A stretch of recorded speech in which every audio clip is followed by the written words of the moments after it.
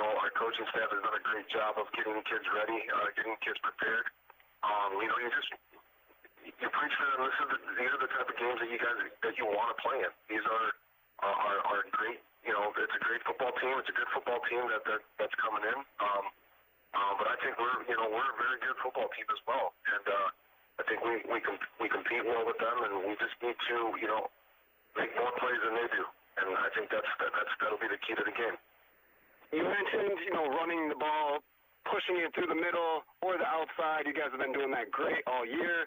Matt Carrickos had amazing games, and then quarterback Sean Whitfield has done his part as well. What has that added element of having a quarterback that can move, that can scramble, but could also throw the ball? How has that opened your offense? It's the old simple way of just saying, hey, you run the ball, the passing game's going to open up. So, and you're right. Carrickos been doing a great job. Trayvon's been doing a good job. And Ethan Bell, not Ethan Bell, Corey Walker's been doing a good job of getting outside when we needed to. And then, of course, Sean, manning the quarterback position, he's taken more of a responsibility of ownership of running this offense the way it should be, and that's kind of what he's been doing on a week-to-week basis, and showing great improvement. And I think he's going to do pretty well come this Friday.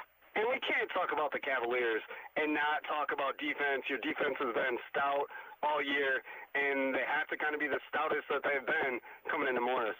Yeah, our coaching staff once again has been preaching. Don't give up the big plays.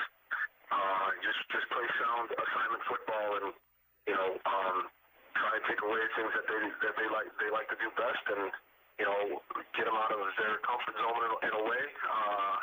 But yeah, I think that's the name of the game on defense, and getting 3 and outs and getting the ball back to our offense is our number one goal this week. With all the intangibles of Week 8, you're playing an undefeated team. You're 5-2. You get another win, 6-2, automatically in the playoffs. And you have a senior class that has been playing for a while, have been a nucleus of the squad. All these intangibles coming through. Regular season's almost over. How important is this game for you and the Cavaliers? It's another game. Unfortunately, they're at the top of our conference right now, and I think we match up well with them, and it is an important game. I think it's one of those a step closer to our goal of trying to get a home playoff game, and that they're in our way this Friday, so we just got to come out ready to play, and and do our best to bring a victory. Well, that we're going to be hoping that you get that victory this Friday. So good luck to you and the Cavaliers for sure, Coach. I appreciate it. Thank you very much.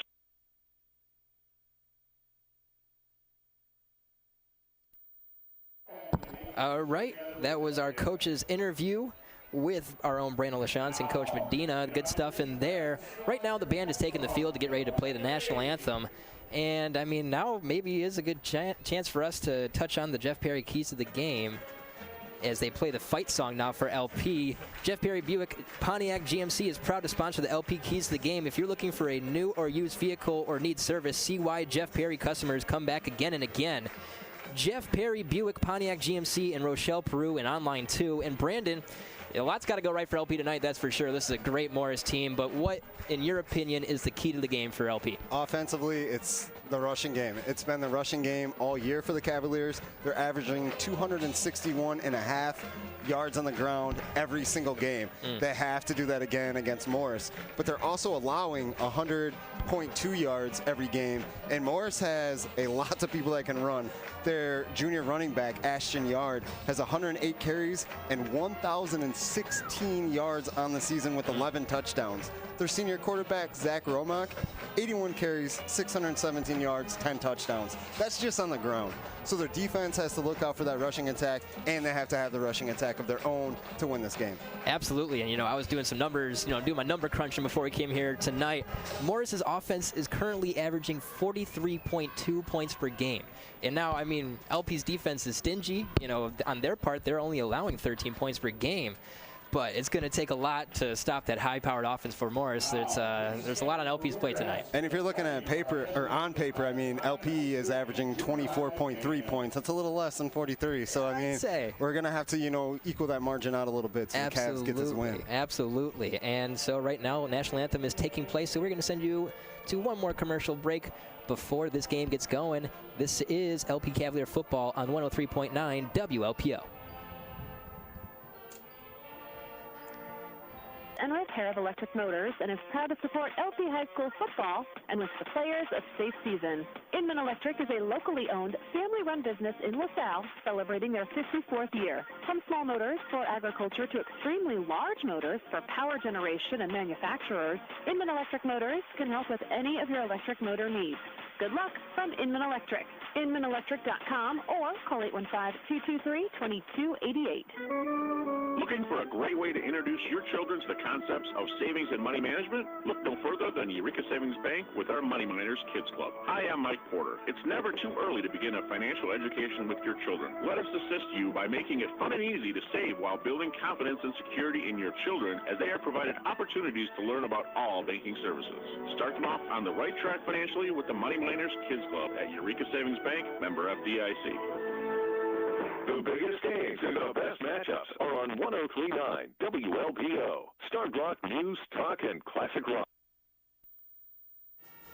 All right, and the LP band just finished up their wonderful rendition of the Star Spangled Banner here at Howard Fellows Stadium. And we are about 5 minutes away from football, so me and Brandon are going to go ahead and bring you all the way to kickoff now. And, again, this is a great matchup we have in our hands tonight. I know I couldn't be any more excited. This is an LP football team that is qualified for the playoffs at the moment, but a win tonight would be huge in their effort to try and bring home a home playoff game here to Howard Fellows Stadium, which hasn't happened since 2003. Hasn't happened since 2003, and it would be an automatic bid. So you don't have to worry about playoff points. You don't have to worry about that. And it works for seeding. You move up in the brackets, and you get a better place to sit. And we are at LP. I think, did you go to school here? I went to school here. This is my alma mater, so this is a big deal for me here tonight. Calling a game for my alma mater. I'm pretty hyped up, Brandon. Rocking the hoodie. You're ready to go. You got the LP hoodie on. Absolutely. I had to represent tonight, that's for sure. And I have here some of my notes that I took on the team at the beginning of the season before week one, and it's kind of cool to see what they're talking about in here really come to fruition. Week one, you heard in the coach's interview how Coach Medina was talking about how the team's goal is to bring home a playoff game to Howard Fellows Stadium. And I remember I have a quote here from Sean Winfield who says, quote, our really big goal is a home playoff game, and that's something that they have at their fingertips here today. And this is a huge challenge. This Morris team is 7-0, has been clicking on all cylinders, running through opponents, nothing that has really ruffled their feathers much at all here so far up to this point. And if a win here today, that would be about as much as momentum as they could ask for heading into the playoffs. Yeah, heading into the playoffs, and then week 9 they have Canelan, who is also a huge, foe, big competition, great team, also in the conference. So, back-to-back week 8, week 9 opponents that mean a lot for the rest of the season and the playoffs. Absolutely. Canelan currently at 3-4, I believe, correct? So that's a team that's trying to fight for qualification for the playoffs themselves, so we'll have to keep track of what happens in their game tonight as well as some other games around the area. Are you aware of what other games might be going on around the area tonight? I know we have Hall and St. Bede. That's a big one in Hall. That's huge. At Hall. That's definitely huge. Trying to remember, I'll go through them. Been talking lots of football and been looking at this game like, hey, this game's going to be huge. So we'll get to all those games, and you get to say your line that you love to say today. Oh, the Subway Eat Fresh, the Subway Eat Fresh. We'll have scores, updates. We'll talk all the games going on in this conference and all the rest of them. We'll definitely get to that scoreboard update eventually here. That is for sure. And right now, teams are running their final warm-ups before the game here. I know we're going to be waiting on a coin toss. We're going to be patiently waiting for that. Might as well tell you about some upcoming events that are happening at LP following tonight. I know Saturday we have some varsity volleyball going on in the Limestone Fall Classic at Limestone High School. That starts at 9 a.m. tomorrow, so that's a tournament. So we're going to be rooting on the volleyball team. I know we have some varsity cross country. It's a conference meet going on at Kalen High School tomorrow at 9 a.m. A lot going on tomorrow in the morning. Girls varsity tennis has sectionals tomorrow morning at 9 a.m. That is at Ottawa High School. As a former LP tennis player myself, I'm pretty hyped up for that. I'm hoping the girls can bring home a sectional victory and send some people to state. But yeah, there's a lot going on in the area. There's some more going on throughout the week too. It was interesting when we first started working together doing these radio broadcasts, because I remember covering you when you played tennis for the Cavaliers. You were the #1 player, and I remember talking to you, covering you at meets and stuff. So it was interesting when we first started doing this. But it's been a great union, and we're gonna keep rocking this. Oh, absolutely. And it's just the beginning here, hopefully, right? And I do remember, hopping in your car the first day to go to that. What was the game we called? It was Monmouth-Roseville. It was Hall at Monmouth-Roseville, yeah. Which is like a 2-hour ride. So you came to Mendota, we rode from there. 2 hours. We got to know each other pretty well in those 4-hour rides. Oh yeah, it was kind of cool, getting there and being like, hey, aren't you the one that wrote that story on me, my senior year? And I'll never forget, I was working at the Peru Pizza House, and I was making my pizzas back there, and suddenly my phone buzzes, and I look down, I answer it, and it's Brandon LaSalle trying to get an interview. So I went into the kitchen's basement, and I took a phone call mid-shift to try and because I couldn't miss out on an interview with Brandon LaSalle. While you're at work, that's awesome. Like, hey, I want to stop making pizzas. You're gonna have to wait on your order. I got to talk to Brandon real quick. Oh, absolutely. I'm not missing out on that. Come on, that's a golden opportunity.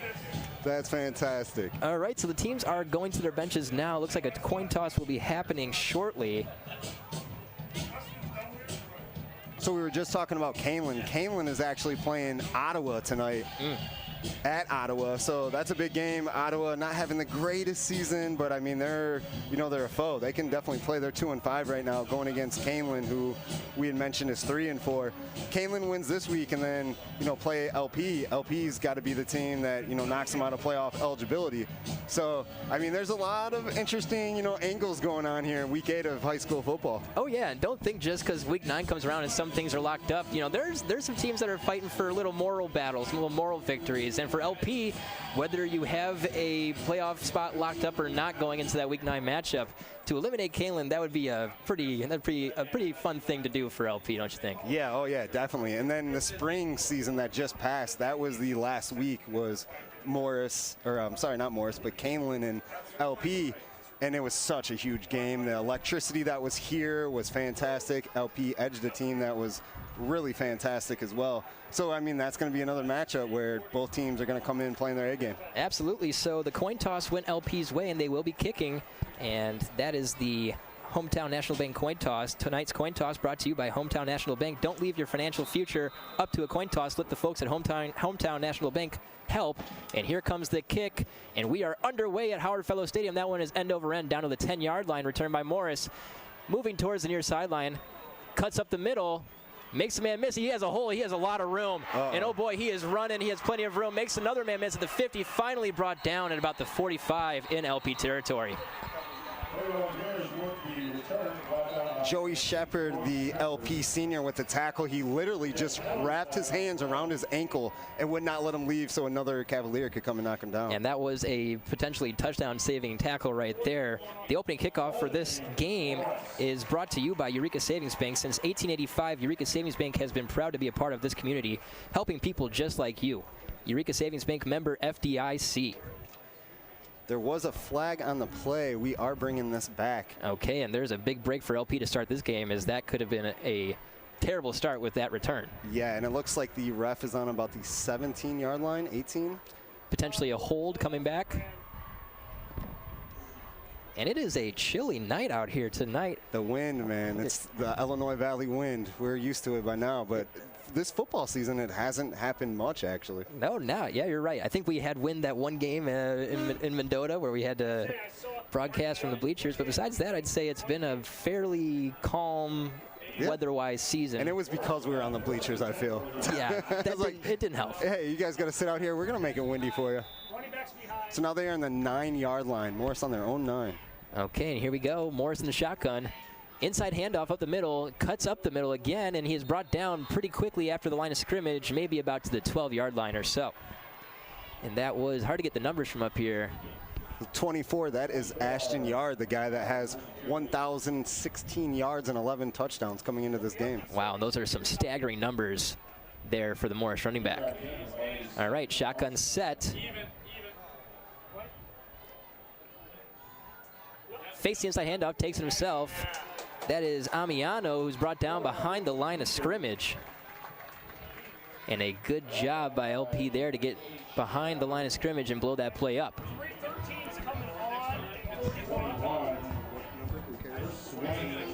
I missed the number on the carry. Oh, okay, so we got a couple quarterbacks here. So that was actually Zach Romack who had the carry there, the quarterback for Morris. So Romack now under center, and he has 3 receivers on the far side, one on the near. Takes the snap, looking to his left, throws one down the left sideline. It is completed past the first down marker, brought out of bounds at about the 23-yard line, and that is enough for a Morris first down. Reception by Cameron Hatcher. Gonna need the binoculars up here, Brandon. I know these numbers are really hard to see, and the Cavaliers have the black jerseys with the dark green, and we are all the way up in the press box. It is dark, and it's hard to see. The Morris white with the red maroon numbers is a lot easier. Oh yeah, that's much easier to tell than the LP alternate unis. And I mean, the LP uniforms are slick, don't get me wrong. They look but awesome. As somebody that's trying to call a game from the press box all the way up here at the top of Howard Fellows Stadium, it doesn't make it easy on us, that's for sure. If I was a player and got to rock those, I would rock it when I'm not even playing the game. That's how awesome they look. One of those you can wear out on a Saturday night and put a hoodie under it. Yep. Here's Romack in the shotgun. Fakes the throw, takes it himself up the middle. He has room, makes a man miss, cuts out to the outside sideline.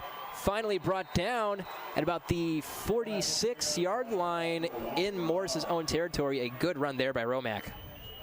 And he's going to do that. I mean, he has rushed for 617 yards on the season, but he can get you with his arm too. He's thrown for 890 yards. He's 57 of 83 with only 1 pick and 9 touchdowns in the air. So he's a dual threat quarterback that have to watch him both ways. Absolutely. Romack takes this one himself again, bounces out to the outside on the right-hand side, brought down pretty quickly after line of scrimmage. That was a tough tackle there. Who was that on the tackle? Can't really tell from up here. But LP, good job right there to bring that one down before it looked like our guy, senior Will Doherty, number 54. Me and Jeremy have said this dude's name about 1,000,000 times this season because he's a monster. Romack throws it out to the far sideline. The receiver makes a man miss, and he gets the first down. A good move by the receiver there. I believe that was Miles Johnston on the reception, who made a man miss close to the line of scrimmage and was able to turn that into a first down gain.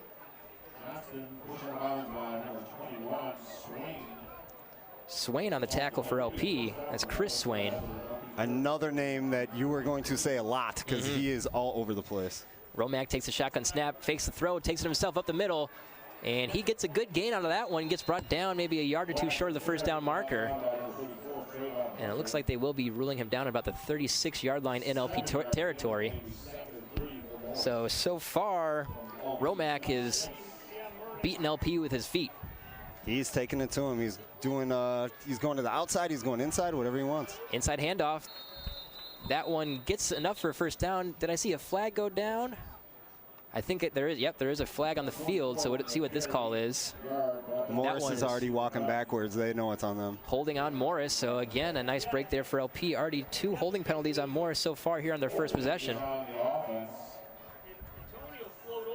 So that turns a first down gain into a loss of yards there for Morris.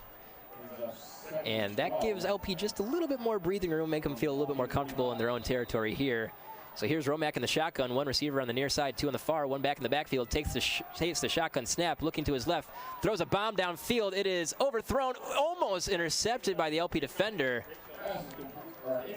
And that was... Looks like Trayvon Hunter. He is an amazing defensive back for LP, and he's going to be all over all those plays. If he had probably, well, maybe another hand, he would have grabbed that out of the air, but it was overthrown. He tried hitting him with the Odell Beckham snag there, just came up barely short. That ball was well overthrown by Romack downfield. Looking for the big play.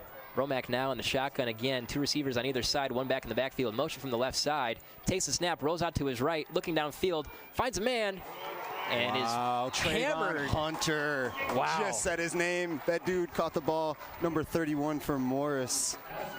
What a tackle by Hunter. A.J. Zuarez catches it for Morris, and Hunter just out of nowhere just creams him. Man, a textbook tackle right there. I know the LP coaching staff has to be happy with that form tackle right there. You could not do it any better right there than Hunter just did. Romack back in the shotgun, 2 receivers on either side, 1 back in the backfield. Tries to get him on a hard count, now looking to the sideline. Hands by his sides, okay, now getting ready for a snap here. Call some type of audible, here comes motion from the left side. That is Juarez, and there's a throw to the left, through the receiver's arms. Had him on a slant route and just couldn't haul it in. That was Miles Johnston who dropped the ball right through his hands. It wasn't a bad throw, and that's going to be a turnover on downs. If he catches it, it's probably about 15 yards. He would have got the first, and he had a guy by him, but the way he was running, he probably would have got away from that guy. Would have had to have the other secondary from the other side try to tackle him. Yeah, it would have taken a heck of a play by LP's defense to bring him down before the first down marker there. So a good job by LP's defense to bear down and get a stop and a turnover on down. So now Sean Whitfield and the LP Cavs take over in their own territory at about the 39-yard line. Whitfield under center, pitches out to the left-hand side. It's fumbled, and it mercifully rolls out of bounds. It was right in the hands of a Morris defender. That was Aiden Romack, who the ball rolled right to him, and he could not haul it in, and thankfully that one rolled out of bounds for LP. Don't want to be losing the ball like that on the first possession, the first carry of the possession. And that was an outside pitch, and it looked like the running back just took his eyes off the ball before he had it. So here comes Whitfield under center. 2 backs in the backfield, 1 receiver on either side, motion, an inside handoff. I think that was Robleski on the carry, and he's brought down pretty quickly. That was actually number 5, senior Matt Carrico. He is the workhorse for LP. He's going to get a bulk of the carries for sure. And there's a little short gainer there for LP on 2nd down, so now it's 3rd and 6. And let's see what Medina has planned here on this 3rd and 6. And early on in the first quarter, 7:37 left on the clock, and it is ticking in the first quarter. Whitfield under center. Motion from the left side, that's Hunter in motion. Whitfield rolls out to his right looking for a man, and he overthrows him. A little bit of a push after the play, but that one's going to fly. Yeah, the defensive back, number 22, Will Knapp, kind of pushed the LP receiver as he's going through. LP receiver rolls, but they didn't call anything. I believe that was Osvaldo Hernandez, who was the intended receiver, and Whitfield just kind of overthrew him there. And yeah, you know, a little extracurricular right there. You know, could have been called, but it wasn't. I guess the refs are going to let him play, and here is a penalty. Holding on LP, but that one is declined, so now it will be 4th and 6, and LP is bringing out the punting unit. Hernandez might get mad at you if you said his real name. We call him Ozzy. That's Ozzy. Oh, okay, all right. Hey, Ozzy Hernandez. Let me scratch this out then. Osvaldo, now Ozzy. I mean, I'm just trying to get you saved from not getting jumped or beat up after this broadcast. Hey, I appreciate that because I don't want that to happen. And here's the snap and a punt downfield, end over end. That one is a booming punt all the way down to the 20-yard line in Morris territory. Returned by Zuarez. A big hit in the backfield there, and that one got out to about the 28-yard line or so. But there was a big hit near the ball there. Yeah, that was nasty. One of those football hits you like. I mean, we got refs lining up to see if it was too rough, I guess. I mean, it's football, you know. I mean, there is no too rough in football. Let the boys play. I don't think that that's a flaggable offense there. We'll see what happens, though. It looks like they are going to call something. Personal foul. Oh, they calling a helmet-to-helmet contact? Is that what they called there? And that is the one thing in football you cannot do, that is for sure. You cannot do that. Okay. I mean, a lot of injuries happen that way, unfortunately. Oh, of course. That is where football is its most dangerous. So definitely a good call by the referees there to make sure that doesn't happen any longer in this game. Okay, so I'm waiting to see where they might spot this ball here.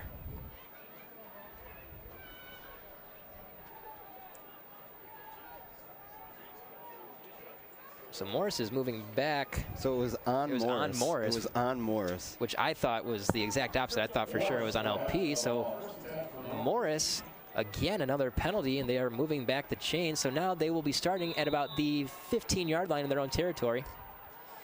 Here's Romack in the shotgun, takes it himself, cuts up the middle, and he has nowhere to go. A great job by LP's defense there.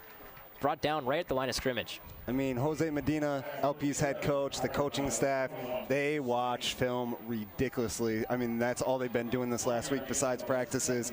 So these plays that Morris runs routinely every game, LP's going to sniff out because they know what they're doing. And that's good coaching right there. Here's Romack in the shotgun, takes it, looking up the middle, has a man, a nice grab up the middle of the field, and he is brought down just past the first down marker. That gets down to about the 26 or 7, I want to say 27-yard line in Morris territory. And a nice throw and catch there between Romack and Romack, Aiden Romack. He's a senior as well. Romack to Romack. And that's a good first down play right there. A good-looking throw and a good-looking catch. So now here is Zach Romack, who is a quarterback in the shotgun. Takes it himself up the middle, makes a man miss, makes another man miss, and finds a hole. But he is brought down pretty quickly after that at about the 32-yard line in Morris territory. Romack, good job to make something out of nothing there. He was about to be brought down behind the line of scrimmage, and he found his way to about a 1 or 2 yard gain. Yeah, like we've said a couple times, the senior quarterback knows what he's doing, especially with his legs. We've already seen he's avoiding traffic. He's getting away from LP defense. You're going to have to send a couple guys after him. He is looking good so far here tonight. Tries a hard count, nobody budges, so he looks over to the sideline. We have a trips receiver set on the near sideline and one receiver on the far with one back in the backfield here for Zach Romack. He does an inside handoff, finds a hole, and that will be enough for first down, and he is trying to move the pile, and he gets brought down pretty forcefully at about the 42-yard line in Morris territory. Ashton Yard is so fast. Like, I hadn't seen it yet until he just took that ball and went up the middle of the field, the middle of the line, and he just crushed it. He didn't really even hit anybody. He was just boom, like a blur through the line. He saw the hole and he hit it, and that was a good carry there by Yard. So here we go, another shotgun setup for Romack. 3 receivers on the far side. He takes it himself, brought down by a herd of LP defenders behind the line of scrimmage, and a good job by LP to blow that one up.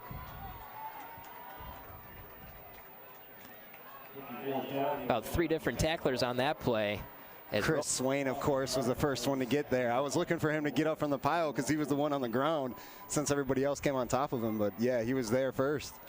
Great play there by LP on defense. 2nd and 11 for Morris. Takes the snap, rolls out to the far sideline, and he is brought down far behind the line of scrimmage. And a great play by LP's defense. Who was there on the sack? Chris Swain again. Unreal. He is playing his butt off right now for LP, and that is a big loss for Morris. So now it'll be 3rd and very long for LP, or for Morris, pardon me. 3rd and 22. That was an 11-yard loss. Wow, and that's a big play there for LP to stop the momentum that Morris had going. So Morris comes back with a shotgun setup. 3 receivers on the near side, 1 on the far, 1 back in the backfield, and a flag as the ball is snapped. Looks like it's going to be false start. And it is false start on Morris, and they are shooting themselves in the foot with some penalties so far in this game. Yeah, you can't do that. I mean, offense, defense, you have to stay disciplined. Otherwise, you know, it's going to cost you either way. And you're already in a predicament. It was 3rd and 22. Now it's 3rd and 27. That's not an easy, you know, hill to climb. Not at all. All right.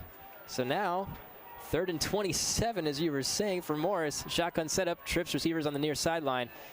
Tries a take it himself as Romack. He finds a hole, and he's getting towards the first down marker. Actually, no, I'm wrong. That was the first chain, not That's the line of scrimmage.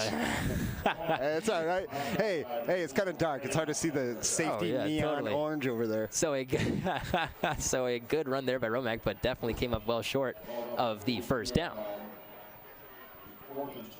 And are they going to go for it here on 4th and 12? And it looks like they are. Interesting call here from Morris. So they have 2 receivers on the far side, 1 on the near, 1 back in the backfield. 4th and 12 here for Morris. Romack in the shotgun setup. Takes a few steps back, and looks like he might be stepping back to punt. And that is exactly what he does, end over end. Down to about the 25-yard line, returned. And brought down right in front of the 30. We'll see how far that forward progress got him.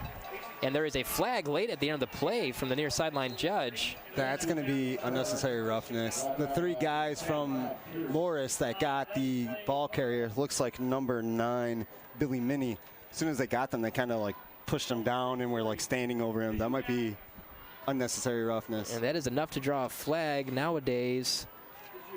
So actually LP is the team moving back here. So I wonder. there's a legal block or something. It was the near sideline official that threw the flag at the very end of the play. It looked like it must have happened somewhere along the LP bench. I think it might have been something to do with LP's bench that might have gotten called there.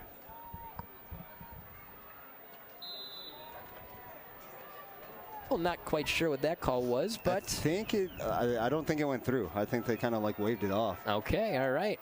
So LP under center is Sean Whitfield, motion from the far side. A outside pitch. That one gets a couple yards, brought down by a herd of defenders. And that was number 11. Corey Walker.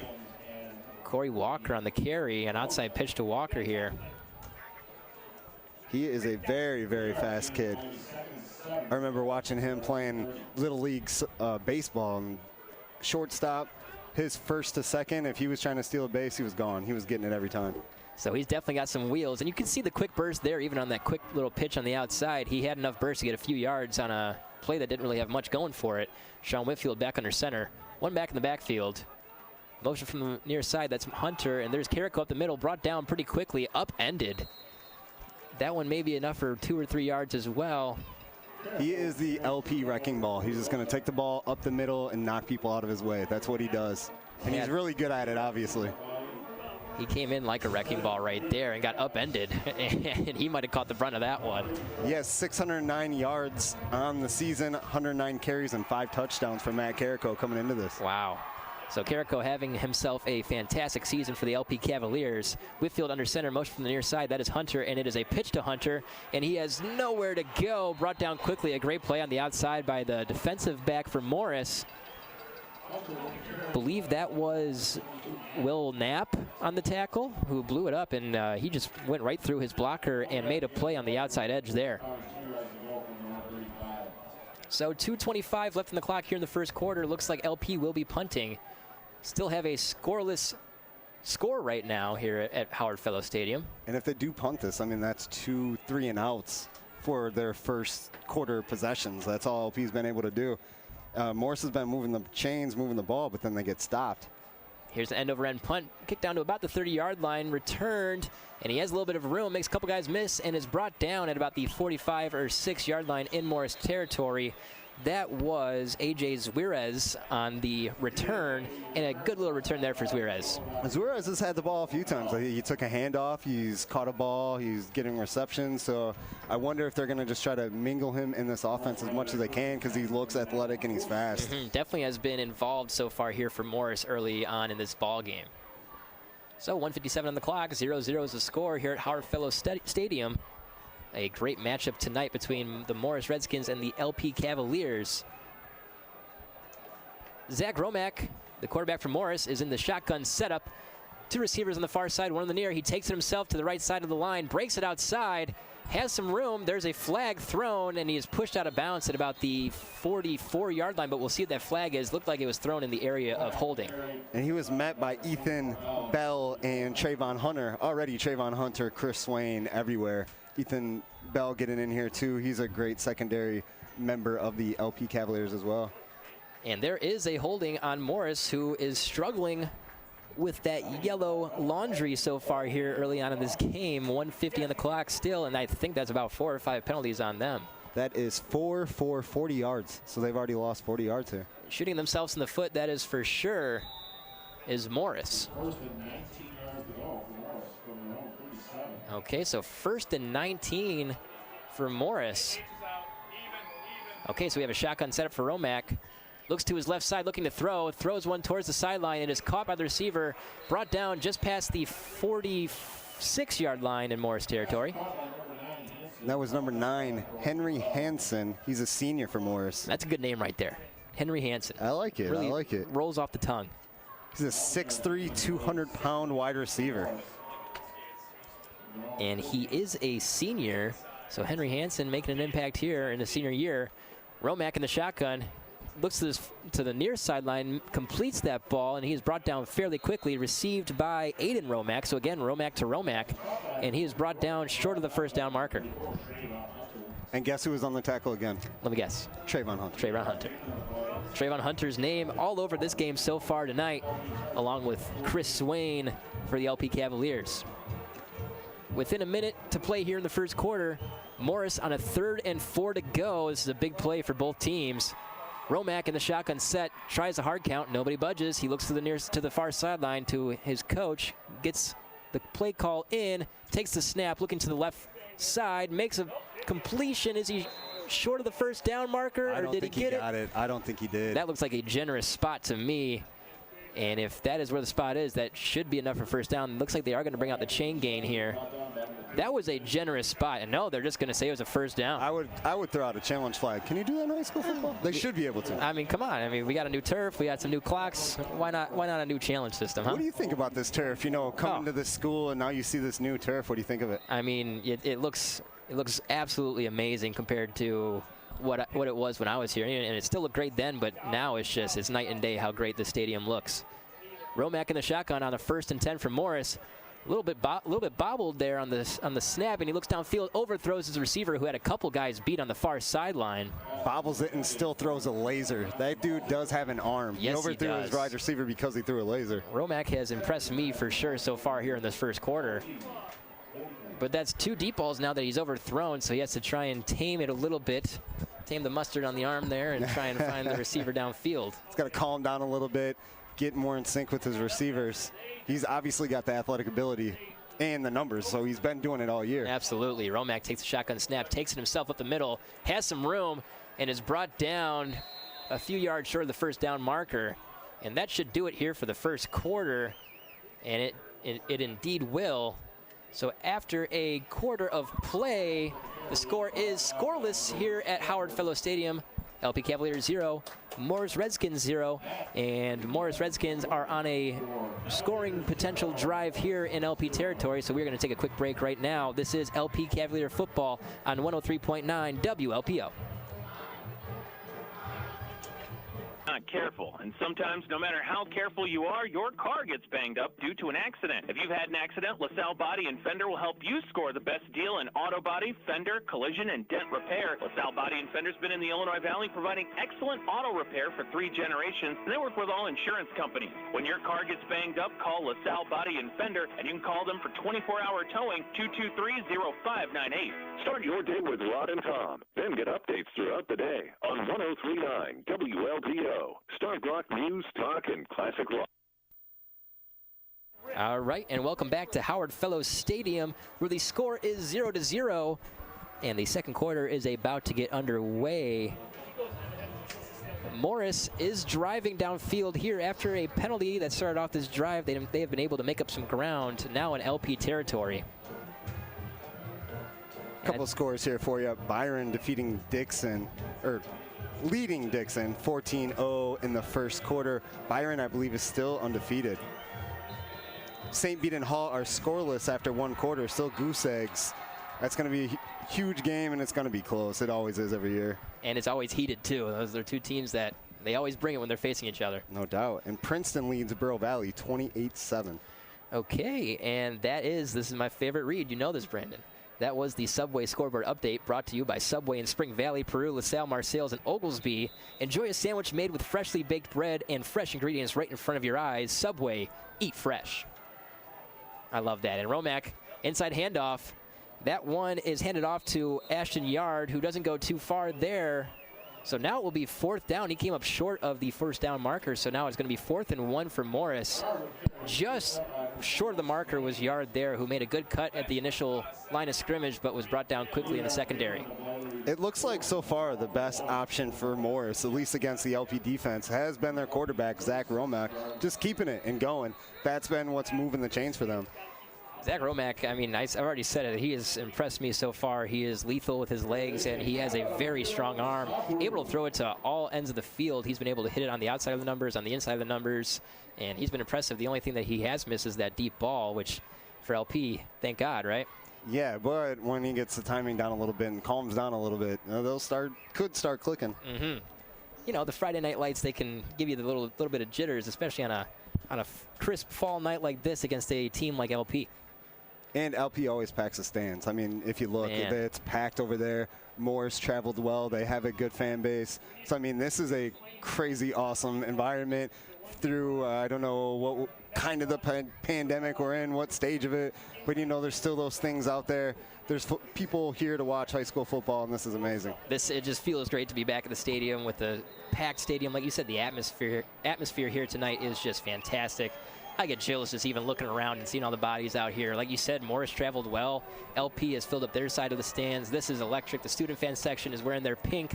I mean, this is an electric atmosphere here tonight at Howard Fellow Stadium. And there is a snap, and it looks like he has enough for a first down. That was a QB sneak from Romack, and it was enough for a first down.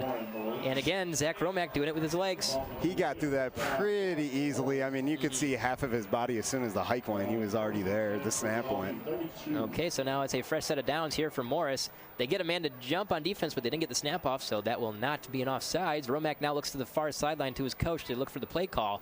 3 backs in the backfield for him. Under center is Romack. Takes the snap, fakes the handoff, and he's looking to the far side. It's a play-action throw. He has plenty of room. Makes a man miss, and now thrown out of bounds. That was completed to Redinger, Sam Redinger. And that was a well-executed play-action play there from Morris. And the tackle or the push out of bounds was from Ethan Bell, the senior DB. Ethan Bell, whose name we have now mentioned a few times, making an impact on this game and saved a touchdown right there. So here we go, same setup for Morris. Romack under center, 3 backs in the backfield. Bobbles the snap, and it's an inside handoff, and he still has plenty of room.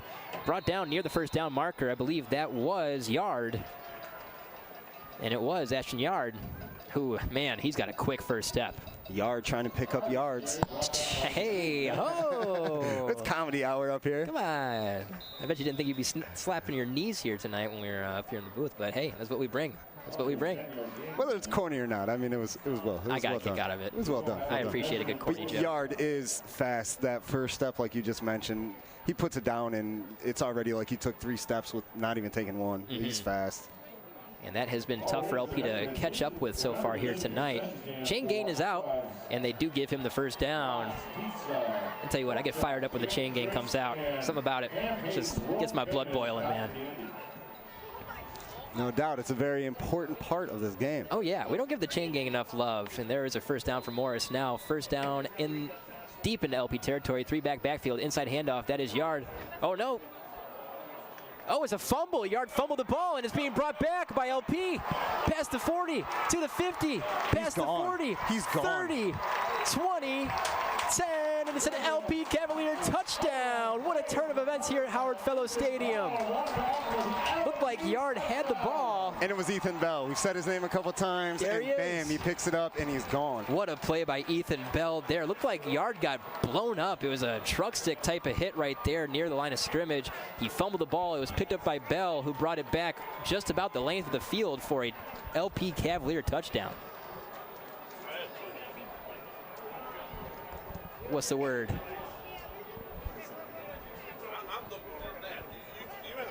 Refs are conferring here. Yep, it is Ethan. And it was Ethan Bell on the recovery and the return for a touchdown. The referees are conferring towards the 30-yard line. I'm not sure what they could be talking about.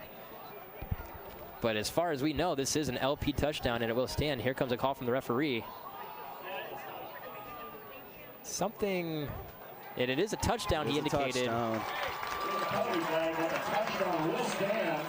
Wasn't sure what the penalty was. The touchdown still stands for LP, so it is 6-0 LP with 10:36 on the clock here in the second quarter. What a huge game play. Like, that just turned the whole prediction of this game all around. Absolutely. That was huge for LP. That LP touchdown is brought to you by Town and Country Services, doing whatever it takes 24/7. Plumbing, electric, heating, and cooling for over 100 years. Go to townandcountryservices.com to find out more.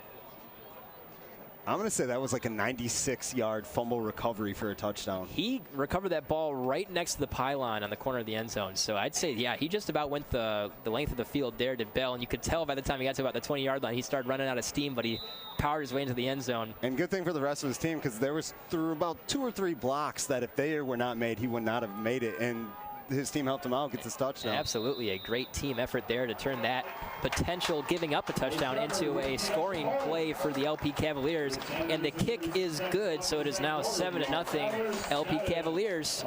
And that is a big-time play there on defense by Ethan Bell. And just like that, LP has the lead. Like we said, I mean, that was just a huge play, turn this game around, and, you know, somebody's on the board now. Make that the PAT, the point after attempt, 7-0. This is what LP needed. They needed to score first. Yes. They are using their rushing game, our keys of the game. They're using the rushing game, and for the most part, have been able to keep Morris at bay with their rushing attempt, even though, I mean, they got 2 prolific runners in Yard and their quarterback round back.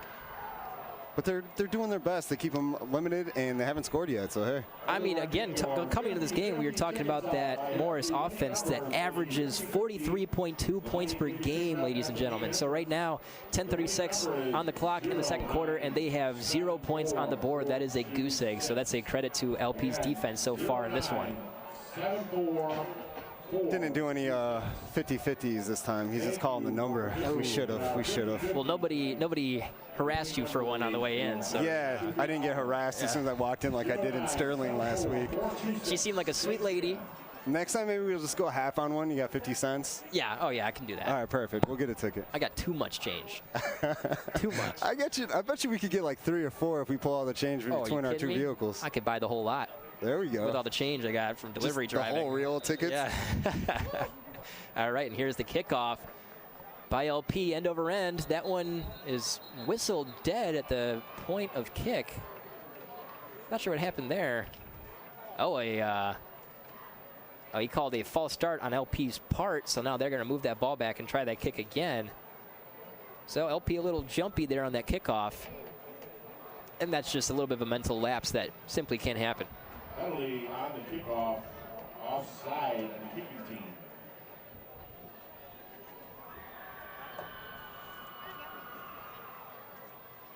Okay, so they are now going to set this ball up at about the 30-yard line now, rather than the 35.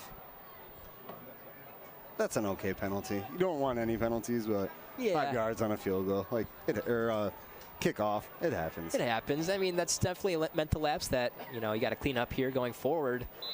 But it's definitely, you know, it could be worse for the LP Cavaliers.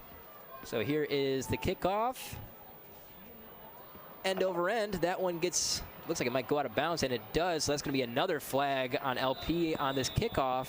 So a sort of sloppy kickoff unit here for LP with 10:31 left in the second quarter. It does go out of bounds, penalty flag. And it looks like, I'm not sure, a lot of the time they will re-kick the ball when it goes out of bounds, but it looks like they might just take the yards and get that kicking unit off the field. Might as well. We got to give Jeremy Aiken a shout out in North Carolina. Kind of upset he's not here football, Friday. But hey, that's all right. It opens the door for me and you to call a game together. But hopefully he's having a great time in North Carolina, enjoying some sunny, awesome weather. Hey, I love being up in the booth with you, but I tell you what, it's hard to fill that guy's shoes. Nobody can do it. Nobody He's amazing. He's amazing. Our beloved Jeremy Aiken, hope he is enjoying his time out there. You said North Carolina? Yep. Everything that I know about radio is from Jeremy Aiken. He's taught me well. He's taught me a lot. And he's kind of like by action. Like, he just does it, and you just watch him, and you're like, wow, man, this guy knows what he's doing. The way he orchestrates and the way he, game plans ahead of time, like, he knows what he's doing, and he's great to work with and be a part of. Absolutely. It's been a pleasure working with him so far this year, and he is a true professional and somebody that, you can coin as the voice of LP football here in recent years. So definitely. The sports guy of Star Rock Media, no doubt. Shout out to Jeremy Aiken. But hey, thanks for taking a vacation and let me call this game. Yeah, now he can pay us too for, we just PR'd him, ads, like anything that you want to throw our way, Jeremy. All right, so LP will be re-kicking this ball, and this has been a lengthy kickoff. Now, about 5 minutes to get this kick down to Morris. So now instead of it at the 30-yard line or the 35, it will now be at the 25-yard line where LP will be kicking off from.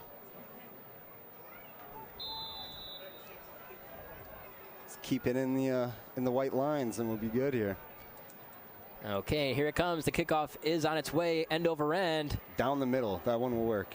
Returned by Zuirez. He takes it to the far sideline, tries to cut back, makes one man miss, and is blown up near the 35, and is brought down in a heap by a herd of LP defenders. 5 Cavaliers. Wow. 5 of them. And they didn't put him down lightly there. They brought him down with some aggression, and that was a big-time play by LP's kicking unit. Definition of a gang tackle. Number 2, Esteban Alfaro, was definitely a big part of that. And so far, I mean, just, trying to judge the team's energies. Right now, LP is playing with a lot of energy and seem to have momentum at their fingertips. So we'll see what Morris can do here on this drive.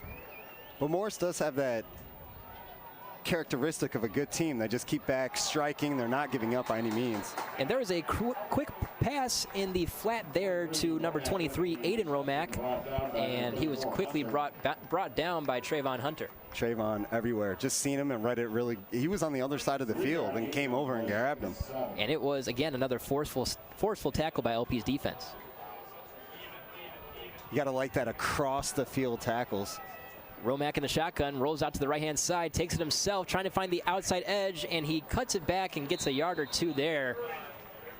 Brought down about the 43-yard line or so. I would say they're at 41. Yeah, that's a 41. 41-yard line, okay. It was kind of hard to see. They were kind of jumbled up. All right, so now it is 3rd and 5 for Morris. And I tell you what, if you're LP's coach Medina, he would love a 3-and-out right here to keep momentum on their side. Yeah, definitely. And what they've been able to do with Morris's offense, Yard has only carried the ball 3 times. Their rushing has been the quarterback. That's all they've been able to do so far. And speaking of the quarterback, here's Romack, drops back, looking to his left, has a man downfield open, and it is dropped by Aiden Romack. A good play in the secondary. I believe that might have been, is that Carrico? Oh no, it was Mason Lynch who broke that ball up, and it was a good play by Lynch as that one was about to be connected for a big gainer for Morris. Instead, it is 4th and 5 for Morris, and we'll see what they do here. Mason Lynch, also an amazing DB, defensive back for LP. If it's not Ethan Bell, then it's Mason Lynch. They're both interchangeable all over the ball. And Morris is going for it here, or at least appears so. They try a hard count. Nobody budges. And now Romack will be taking his few steps back and punting this ball himself, and he does, end over end. And that will roll, and a good kicker's bounce there that's going to settle at about the 10-yard line, downed by number 11, Miles Johnston. So a good kick there by the quarterback, Romack. And again, we've seen that a few times now this year where the quarterback will go out there, act like he's about to take a snap, take a couple steps back, and then just punt it himself. And a good job there from Romack. I mean, because if you think about it, quarterback is usually those positions where you have just natural athletes. And natural athletes can do a lot more than just run, pass. So why not use it as an advantage? Because you don't know if he's going to come back and throw it or kick it or what they're really going to do. And I'm sure you can get a lot of fakes that way as well. Oh, absolutely. I'm sure they could have maybe ran a fake right there, and it would have fooled some people. Here is Whitfield under center, inside handoff. I believe that's Carrico. He tumbles his way up to about the 15-yard line for about a 5-yard gain, and that was Matt Carrico on the carry.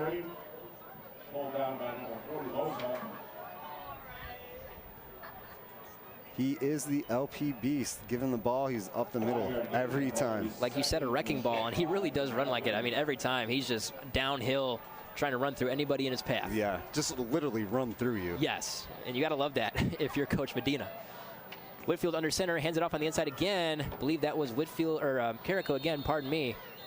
And maybe a yard there, possibly 2. He was brought down fairly quick. Sounds like a 2-yard gain.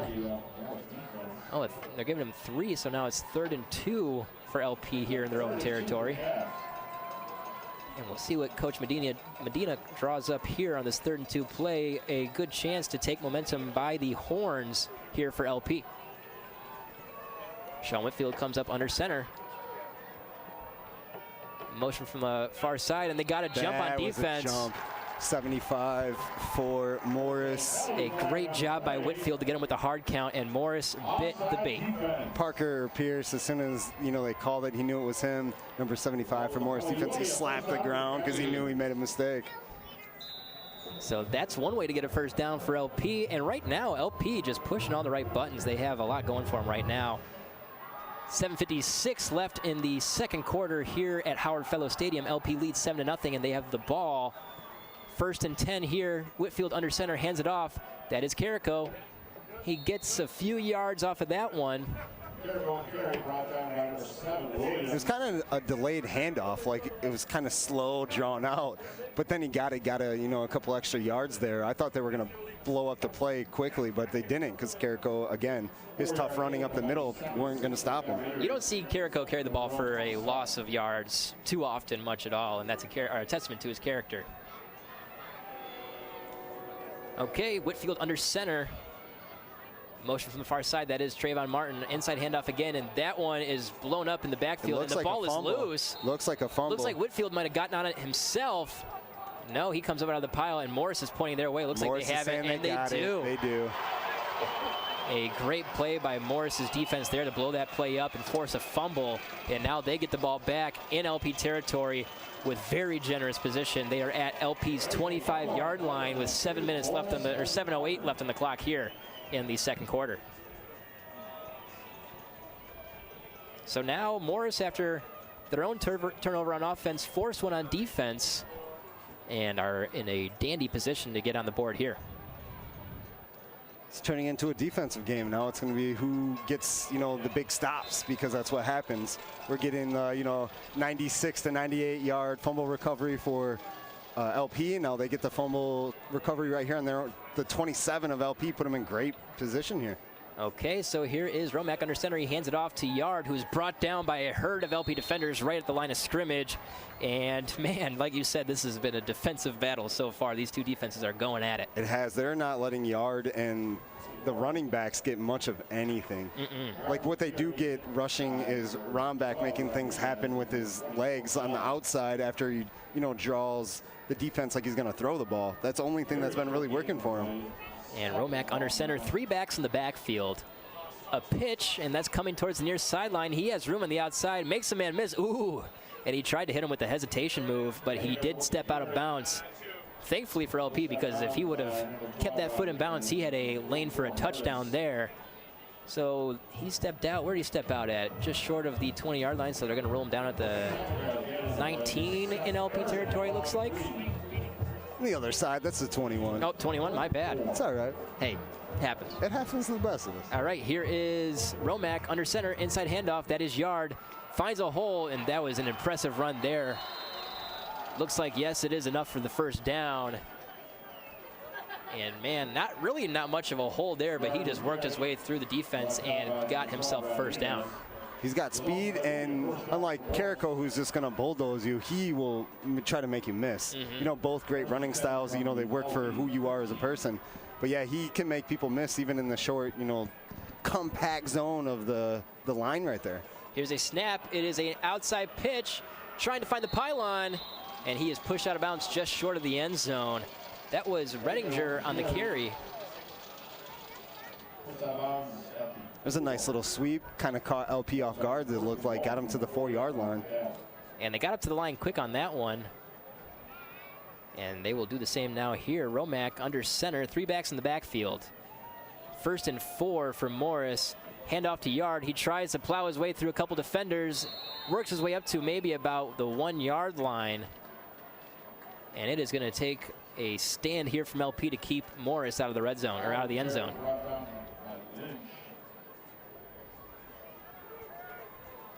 Okay, same formation here from Morris. Romack under center, 3 backs in the backfield, inside handoff, and that is a touchdown for Morris. So that turnover is costly for LP as they now give up a touchdown, and Morris has a chance to tie this game with an extra point. 5:40 on the clock here in the second. Trying to see the number on the jersey if that was Yard.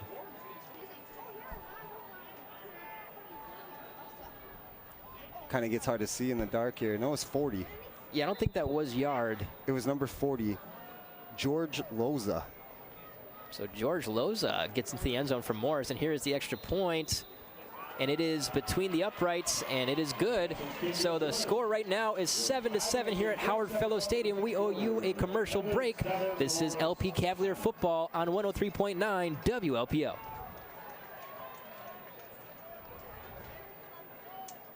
It's the perfect time to buy a home or refinance your current loan. Hi, this is Missy Clancy from Hometown National Bank. By refinancing your current mortgage, you can reduce your payment and use the extra money for the things you love. Vacation, swimming pool, new car, or remodeling Tammy's kitchen. Wait, Tammy, did you put that in there? I did. Oh boy. Visit myhtmb.com to apply. Hometown National Bank is celebrating 140 years of making dreams come true. Your bank for life. Member FDIC, Equal Housing Lender, MLS number 759336. When a play breaks down on the football field, you've got the rest of the game to make up for it. When something breaks down at home, you need prompt and professional service. That's why at Town & Country Services, their phones are manned 24 hours a day, 7 days a week to ensure that your problems and questions with plumbing, heating, and cooling are all taken care of promptly and professionally. Town & Country Services offer free estimates and affordable rates. Their licensed professionals and friendly staff have been a staple in the Illinois Valley since 1919. Give them a call anytime in Tonica at 815-442-3415 or Princeton at 815-872-2200. Tom Petty, Bob Seeger, and John Mellencamp are some of your favorite players. Stick around after the game. 1039 WLPO. Starved Rock News, Talk, and Classic Rock. Okay, welcome back to Howard Fellows Stadium, where Morris has just tied this ball game, and now they are kicking off, and it is bobbled, and the returner downed himself within the 10-yard line, so he bobbled the return, fell down on the ground and downed himself. That was Corey Walker, who struggled on that kick return right there, and now LP is not in favorable territory to start this drive. Nope, looks like they're going to start it from about the 7. And that is definitely not ideal for LP here, following that Morris touchdown. So 5:32 on the clock here in the second quarter. 7-7 is the score at Howard Fellows Stadium. Well, they're calling it the 8. It's like in between. 7.5. Yeah, we'll go with that. 7 3/4. We'll use halves. Yeah, why not? Okay, here's Whitfield under center. That flag is thrown and the play is dead. False start. It is going to be on LP.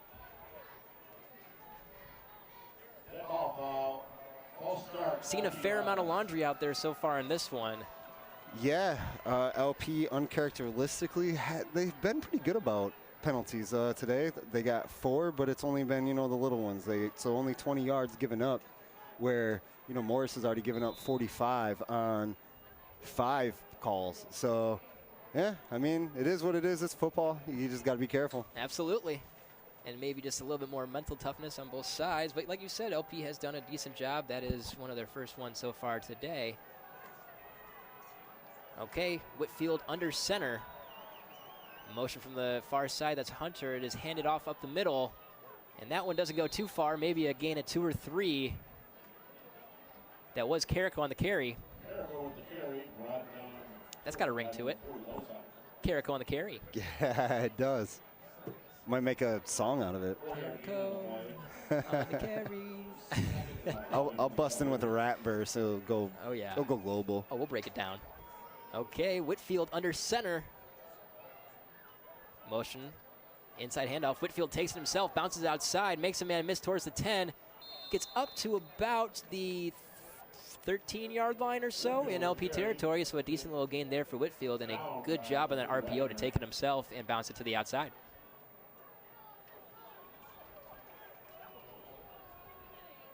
So 3rd and 5 for LP here in their own territory. They didn't have that 5-yard penalty. That would have been a first down. Yep, exactly, and that's where it's costly. It's the little things in football. It's a game of inches, a game of mental mistakes, mental lapses, and I mean, that's why we love it. That is. There's no doubt about it. Sean Whitfield under center, fakes the pitch to the outside, looking downfield. He's looking for Hunter, overthrown, and a good job by Hunter to knock that down, as that was in the hands of the Morris defender. And that was Cameron Hatcher who had the ball in his hands, and Hunter was able to knock it out and avoid an interception there. Yeah, that was good defense. I know he wanted to play offense and catch the ball, but it was out of his reach to catch it. Hatcher had it in his hands, and Trayvon's like, nope, and just knocked it out. A good IQ play there from Trayvon Hunter. So now LP will try and get this as far downfield as they can, kicking the ball from their own 13. And 4 minutes and 10 seconds on the clock left here in the first half. There's a snap to the punter. Takes a couple steps. That one is popped up. Went straight up. And it doesn't take much of a friendly bounce for either side, and it planes out, and it will be down at about the 30, what's that, 6, 7 yard line in LP territory. 37. So that one, you know, he had a lot of leg behind the punt, but it just went straight up in the air. And now Morris getting the ball again in LP territory. That's pretty good field position to start. You got 4 minutes left in the second quarter, first half. So you can, you know, drain it as much as you want to. And they're at the 37. So this could be tough for LP. I mean, they got to make a defensive stand here, obviously. The second straight possession for Morris that has started off in LP territory. 3 backs in the backfield here for Romack under center. Inside handoff, that is Yard. He's met at the line of scrimmage, and he will not go any further, brought down by a herd of LP tacklers. LP doing a good job of gang tackling. When there's one, there's 4 more right behind him. I think that might have been Ethan Bell who had the initial contact on that at the line. So now 2nd and 9 here for Morris. 3:30 left on the clock in the first half. Under center is Romack. Fakes the handoff, looking downfield. He has a man open, and he drops the ball downfield, and they're going to throw a flag. I don't know about that. They're going to call pass interference, I believe. But that one, it would look like it was close. Looked like to me that the contact was made at the point of the ball's entrance into the receiver's hands. That was Henry Hansen that had the catch, then drop it. We had Mason Lynch and Ethan Bell on the play. Ethan Bell was the one that, you know, broke it up or at least tackled him at the end there. So that one is going to move Morris even deeper into LP territory.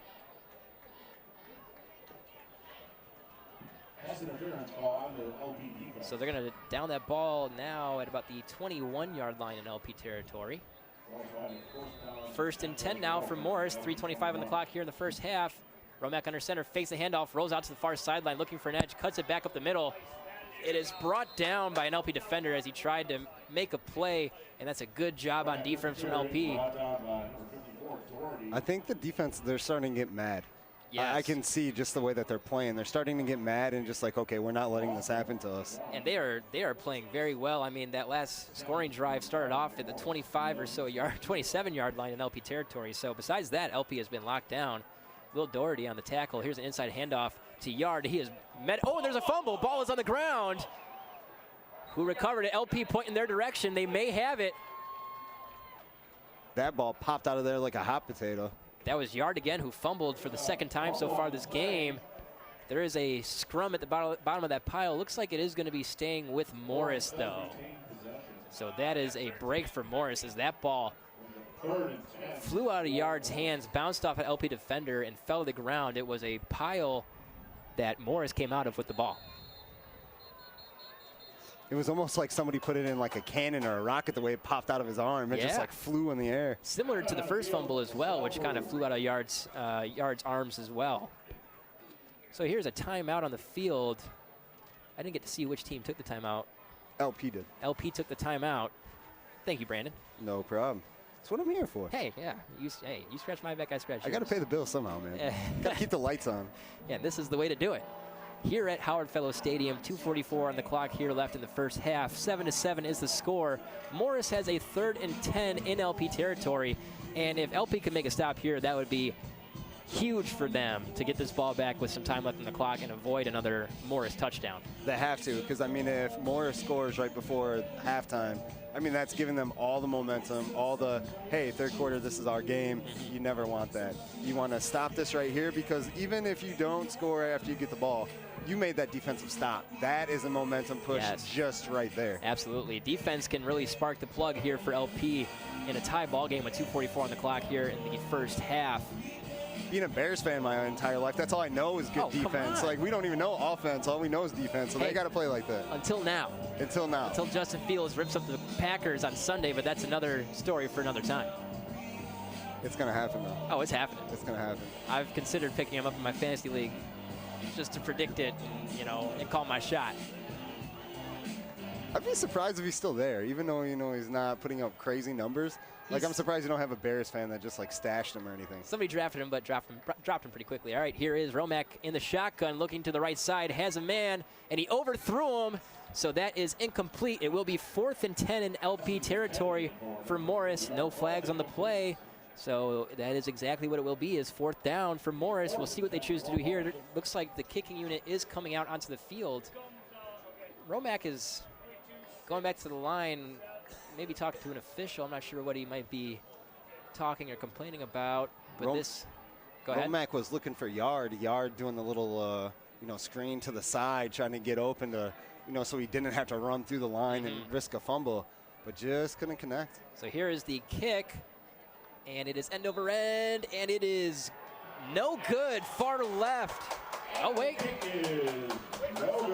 The kicker was celebrating, and the official signaled no good. Now Morris is coming out into the field complaining that ball went through the uprights. From my angle, it did look like it went through the uprights. It did look good. And the kicker was super celebrating. They're all jumping up. And then the coach and everybody walking out to the field with their arms up, like, what's going on? So the referees are conferring now towards the 20-yard line, but it looks like they are going to be giving the ball to LP. I saw what Morris saw. I mean, it's a tough angle from up here. He just said no, and then it went wide right. Wow, so I'm not sure what happened there. There was only one official under the goalpost there, and he signaled no good. It's hard to tell from up here in the booth, but from our angle, it definitely looked like it was good. And the way the Morris kicker reacted, he thought it was good, and so did plenty of other people on that Morris sideline. So Morris not happy right now, pleading their case with the officials. I mean, the officials, the Zebras, they got the last say. So They say it was wide right. Sorry, bro. It's wide right. And then you had the Cav crazies waving the special teams off the field. Yep. Like, okay, you missed. Now let's get this game moving. Let's keep it moving, huh? 2:33 on the clock here in the first half. 7-7 is the score. Sean Whitfield under center, a back in the backfield motion from the far side. That's Trayvon Hunter. This play is called dead, and that will be a false start on LP again to start this drive. And it might have been on Trayvon Hunter. I think he broke too fast before he even, hiked the ball. Before the snap happened, he was already, kind of past the line. I think you're right there. I think they did call that on Hunter. So again, that will push LP back 5 yards. So now this drive starting out with a 1st and 15 for LP. And I do, I kind of want to, if somebody has a video of that kick or something, because, like I said, it's tough, the angle from up here to tell. It did look good, though. Whitfield under center. Pitch to the outside, and another flag. And another false start on LP. And it is now getting sloppy for LP on offense. They are going to have to clean this up, obviously. Yes. Against this Morris defense, you cannot give them an inch. And right now, LP has given them 10 yards so far on this drive, and they haven't even gotten a snap off yet.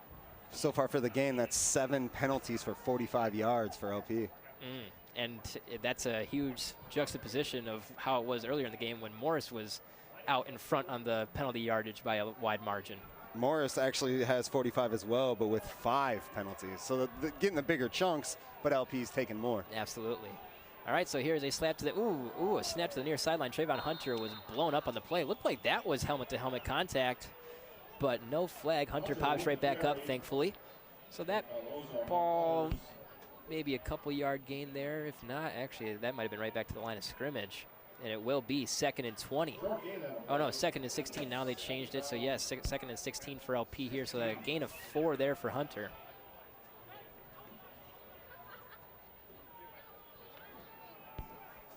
LP coming up to the line of scrimmage. Whitfield under center. 2 backs in the backfield. 1 receiver on the far side, 1 on the near. Inside handoff to Kirko. He has a lot of room. He breaks it up towards the middle of the field. Brought down at about the 27-yard line, 28-yard line perhaps. Looks like the 28.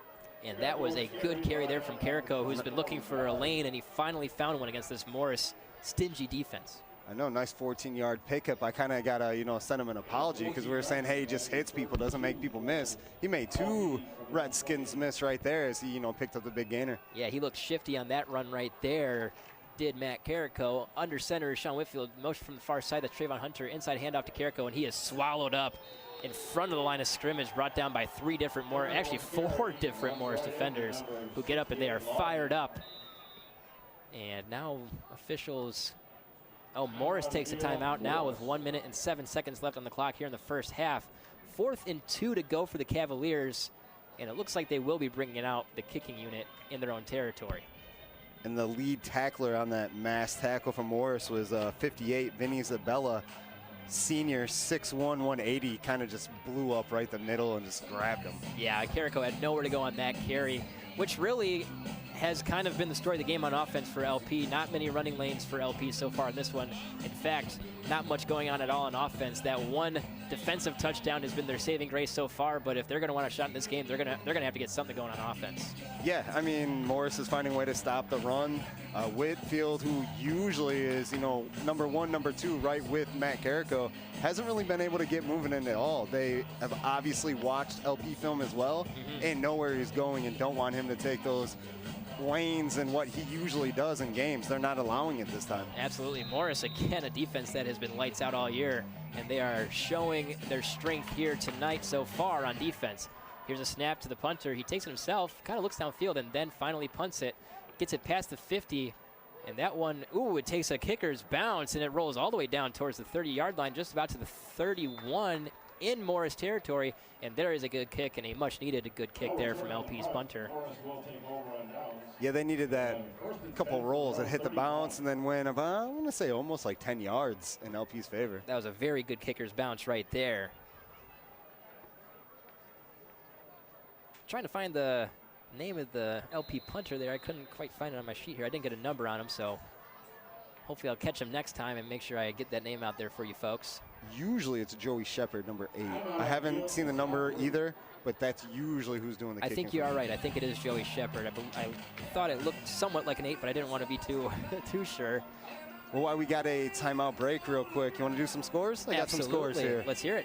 You want to do the line? I'll do it after you. All right, perfect. Let's do this. Sycamore, 28-0 over Woodstock. That is an Interstate 8 game as well. Canelan is leading Ottawa 18-12. Like we said, Canelan wins this, it gives them 4 wins. They come in next week against LP. You know, that's playoff allocations for them. Wilmington is defeating Streeter 35-0. Princeton is up on Barrow Valley 28-13. Now it's 42-13. And Hall is defeating St. Bede 12-0 at the moment. Wow, that's a bit of a surprising score right there. Because St. Bede's 5-2 and Hall is 1-6. But Hall's not a easy walkover team. No. We've seen them 2 or 3 times this year. They can score points. Their defense has been getting better. They ran into a Newman team last week, lost 43-0, but that line from Newman was just big, bulky guys that owned everything. Absolutely. But Hall can play. They can play the game. The one win is kind of misleading. And there is a false start by Morris on offense. And again, the laundry is flying out here at Howard Fellows Stadium. Said that with emphasis. It is flying. No, it's literally like it's flying through the air. It's everywhere. And that was a Subway scoreboard update brought to you by Subway in Spring Valley, Peru, LaSalle, Marseilles, and Oglesby. Enjoy a sandwich made with freshly baked bread and fresh ingredients right in front of your eyes. Subway, eat fresh. You didn't think I forgot, did you? No, not at all. Come on. Not at all. I was just waiting for you. I was just waiting for you. All right. All right, here's Romack under shotgun, inside handoff. That is Yard. He has plenty of room, breaks it outside, gets past the 40, push out about the 45-yard line, and that is a strong run there from Ashton Yard. And it looked like LP kind of in a prevent defense there, and there were plenty of holes to be had. Yeah, he showed that speed. He hit the outside, and bam, he was gone for like 15 more yards. I tell you what, he might have all the running backs we've seen this year. That's about as quick as a first step that I've seen so far. So here's... And we saw some good ones. Oh, yeah. No doubt. Romack under shotgun. 3 receivers on the near side, 1 on the far. Yard in the backfield with Romack. Fakes the handoff to Yard, takes it himself, cuts up the middle, gets a good little run out of it, maybe about 6 yards or so. The clock is ticking, though. 40 seconds left here in the first half. I am kind of surprised that they're not throwing the ball, running right up the middle. Like I said, clock is still running. Like, you got 33 seconds left here. They do have 2 timeouts. Looks like now he is taking a snap, looking downfield, scrambling out of the pocket, finds his way out of bounds, and is pushed out of bounds forcefully. But nothing doing there for him as he was looking for a deep ball, and LP had that one covered very well. Not letting him get anywhere that time. No. He had some time in the pocket, too, so that's a credit to LP's secondary to be able to hang with the receivers for that prolonged amount of time that Romack had to look downfield. Romack down now again in the shotgun. This one is handed off to Yard, and he has another big hole on the outside, and he runs out of bounds at about the 34-yard line or so. Oh, no, they're actually going to roll him down far before then. Looks like they're going to give him about the 36. That's a generous spot for LP, I'll tell you that. And so Yard, another good run there, and he has been impressive so far in this first half. They bottled him up early and wouldn't let him get a lot of yards, but now he's just kind of gashing them. Romack shotgun snap to Yard again, and again he finds a good hole and gets a good chunk play out of that. So now Morris will take their second timeout. They have one remaining with 16.2 on the clock here in the first half. Got to make a stop here. We do not want to let them score. 16.2 seconds left in the first half. I mean, they got to make a stop. Absolutely. LP does get the ball back at halftime. They kicked off to begin this game, so they do have the first possession in the second half, but it is essential here that they do not give Morris the lead going into halftime. You don't want them to walk in with that confidence in halftime and then walk out like, hey, we did that, we're going to do it again right now. You can't have that happen. And this Morris team is so solid on both sides of the ball that if you give them a lead going into halftime, it's hard to believe that they give that up. And LP, definitely, nothing's written in stone, but this is a big-time defensive stand here with 16.2 left on the clock in the first half. 7-7 is the score. Morris in LP territory. You can't give a confident team more confidence. Like, exactly. That doesn't bode well for you. So let's end it right here. Exactly.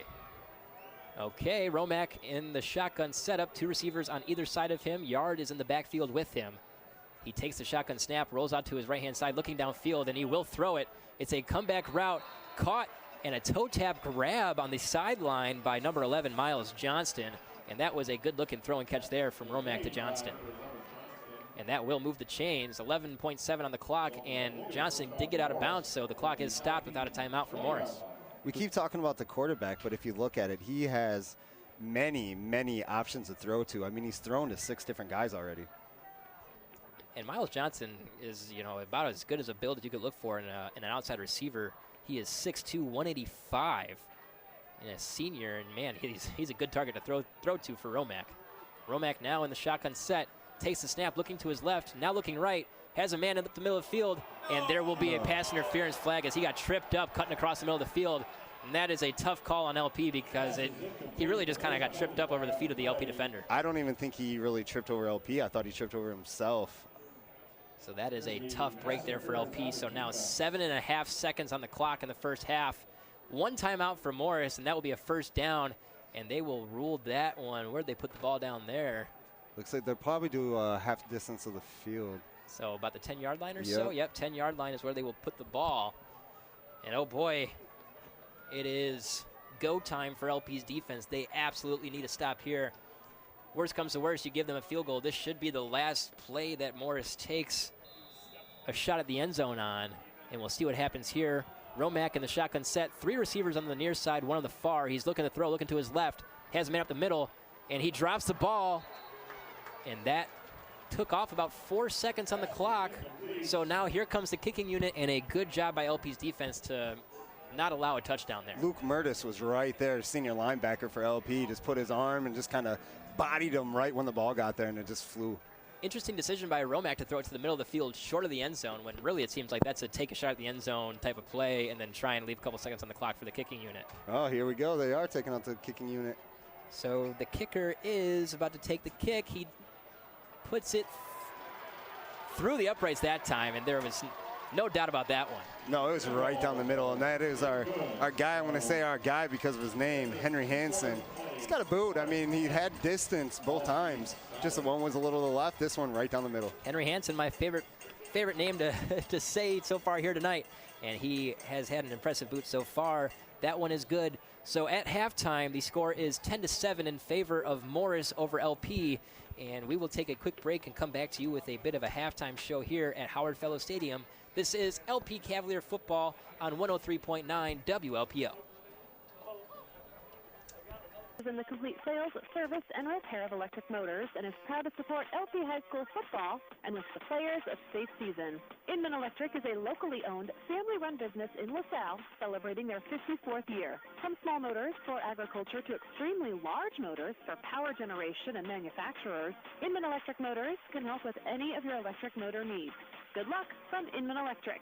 InmanElectric.com or call 815-223-2288. A tradition of news and sports. 1039 WLPO. Star Block News, Talk, and Classic Rock. Okay, welcome back to Howard Fellows Stadium, where the score is 10-7 in favor of the Morris Redskins over the LP Cavaliers, who are putting up a heck of a fight here so far in the first half. It has been a defensive battle, and, I mean, it has really lived up to the hype here so far tonight. Howard Fellows Stadium is bumping. We have a packed house on both sides of the field. Morris's fans have traveled very well. We are getting ready for a halftime show here in the booth as well as on the field as the LP band is getting ready to put on a show for us. About 13 and a half minutes on the clock before the teams will come out and start warming up again. And I know you're putting together some stats over there, Brandon. I mean, so far what's been impressive for me has been Ashton Yard of Morris, the running back. He has a heck of a first step, as I was saying earlier, about as quick of a first step as I've seen so far watching all these high school games this year. He is explosive on the line. But the thing is these are two defenses that are both very well suited for that exactly. I mean, LP's defense only giving up 13 points per game, and although Morris's offense is averaging 43.2, they only have 10 right now at the end of the first half. That's a credit to LP's defense that has been playing very well so far. The only touchdown Morris had was a turnover that was in LP territory, so LP's defense was up against the wall. Where Morris got the ball at about LP's 27 and was able to score on that drive. That so far is their only touchdown. And they were able to get a field goal on the board right before halftime as the clock ticked down. So that is where the score is 10-7. LP's touchdown came on a fumble in their own territory as Ashton Yard fumbled the ball at about the 5-yard line, and LP was able to return it the whole length of the field for a touchdown. And it's been a heck of a game so far. We can't wait to watch the rest of this. And right now we are going to take our first halftime break as LP's band comes out to put on a heck of a show for us. I know they will. They always do. But make sure you stay tuned. We have a great show on the way for you halftime-wise and a great show on the way for you on the field in the second half. So make sure you stick around right here on 103.9 WLPO.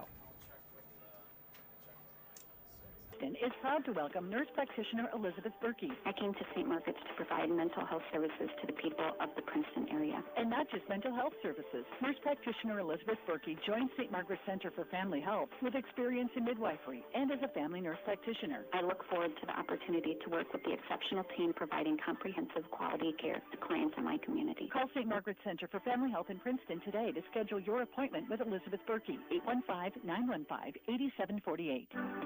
Manage lost or stolen cards at a touch of a button. Protect your debit and credit cards with Peru Federal Savings Bank updated mobile banking app. We've updated our mobile banking app to give you greater control and security over your credit cards.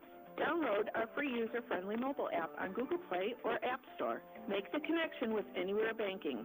Visit Peru Federal Savings Bank today to learn about our convenient services. Equal housing lender, member FDIC. Hi, this is John with Elite Seamless Gutters. If you need your house painted today, or you need the interior house painted, call Elite Seamless Gutters out of Spring Valley. We can take care of all your painting needs. We have high-tech spray machines that we come out, we power wash the house first, we clean everything, and then we come in and we spray it, or we roll it, whatever you would like. At Elite Seamless Gutters, we can take care of all your painting needs. If you need 1 bedroom painted, 5 bedrooms painted, or the whole inside of your house painted, call Elite Seamless Gutters out of Spring Valley at 663-8364 and get your entire house painted today by Elite Seamless Gutters out of Spring Valley. We can take care of all your painting needs. All you got to do is pick the phone up and call us at 663-8364, and we will come out and get you a free quote today for all your painting needs. Call the best. Call Elite Seamless Gutters out of Spring Valley and get your painting project done today. That's Elite Seamless Gutters in Spring Valley. 815-663-8364. Fuel your day with one of Subway's new protein bowls. It's your go-to footlong, but in a bowl. Build any of your favorite footlongs into a bowl with the same portion of meat, fresh veggies, cheese, and sauce, just without the bread. Try chicken bacon ranch, meatball marinara, or the steak and cheese. Add your favorite fresh veggies to the mix, and it all adds up into a packed protein bowl. Go pro with double the meat for only $3 more. Get it all at your local Subway in Spring Valley, Peru, LaSalle, Oglesby, Ottawa, or Marseilles. Ever feel your financial company is more about them than you? Or focus on profits than customer service? That is not the case at the Illinois Valley Credit Union. At IVCU, the focus is on you. Illinois Valley Credit Union is in the business of helping you realize your dreams with low-interest loans that best match your financial needs. Get the lowest rate when you finance or refi your car, motorcycle, or RV with IVCU. If you live, work, or worship in LaSalle, Bureau, or Putnam counties, you can become an IVCU member. See more at IVCU.com with the emphasis on you. IVCU member NCUA. Stick around for more great rock after the game on 103.9 WLPO. Starved Rock News, Talk, and Classic Rock. Welcome back to Howard Fellows Stadium. My name is Aaron Pelican. Alongside me is my color commentator, Brandon LaChance. We are here at Howard Fellows Stadium as LP trails Morris 7-10 at halftime. Right now, LP's band is putting on a halftime show. They're doing great. Going to try and turn up the crowd mic a little bit so you can maybe get a little touch of what they're doing out there on the field. But Brandon, you've been crunching some numbers here, and before we get to that, I want to remind people that this is the St. Margaret's Health halftime. Stay on top of your game with help from St. Margaret's Health and Dr. Shin. He's the Illinois Valley's only doctor certified in both orthopedics and sports medicine. And Brandon, I know you've been crunching some numbers over there. You ready to give us some stats? Of course, I'm always ready. Let's do this. All right, what do you got for us? First of all, I mean, we have to start with first downs. Morris has 16. LP has 1. LP has only moved the ball 57 yards. Matt Carrico, 9 carries, 38 yards. Sean Whitfield, usually at this time, has pretty close to 100. 2 carries, 11 yards. Trayvon Hunter and Corey Walker both have 4 yards apiece. For Morris, their quarterback, Zach Romack, in the air, 83 yards, 9 of 14, no interceptions. On the ground, 15 carries for 51 yards. That's a total of 134 yards just by the quarterback. And then Ashton Yard, a name we have definitely mentioned a lot of times.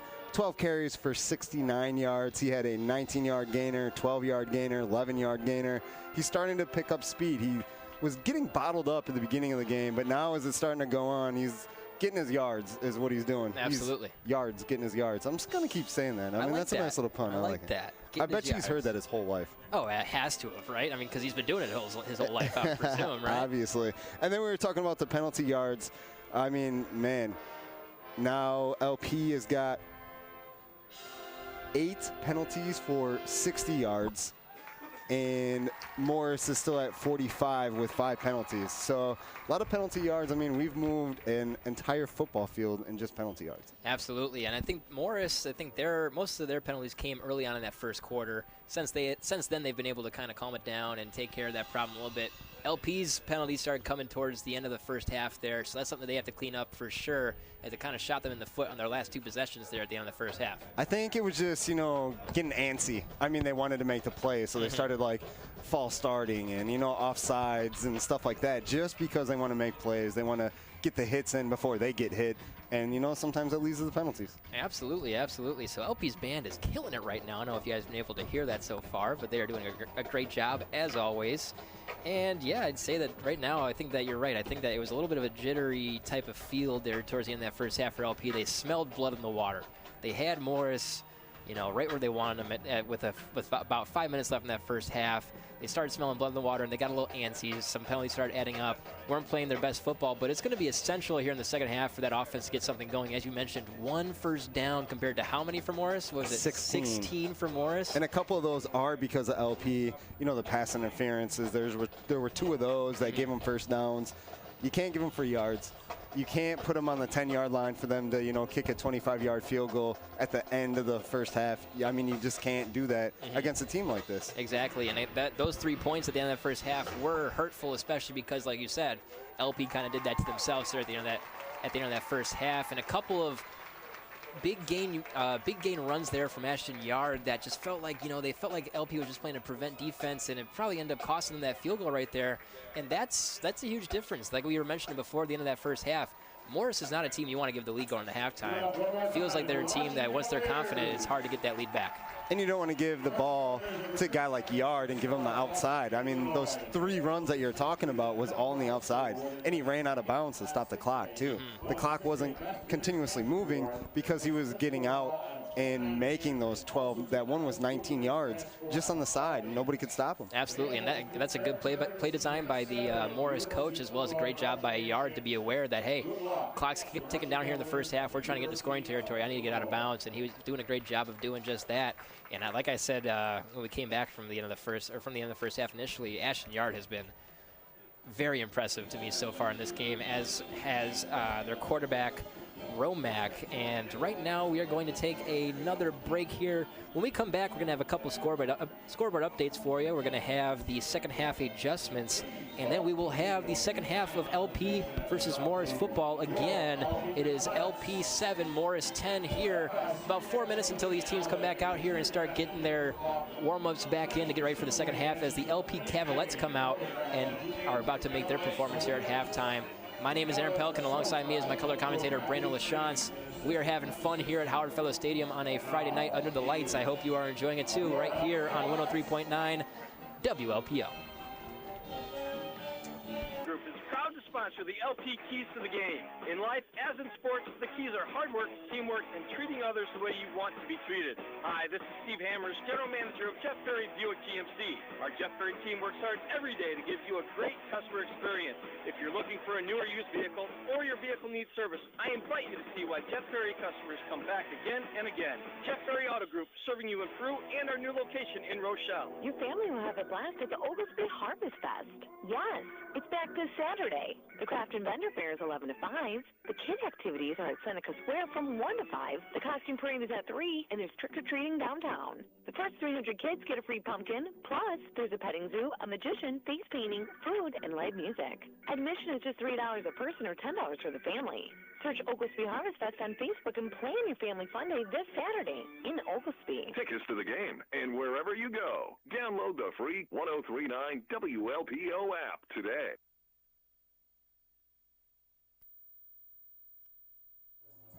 Okay, welcome back to Howard Fellows Stadium. Here, again, the score is 7 to 10. LP is trailing Morris.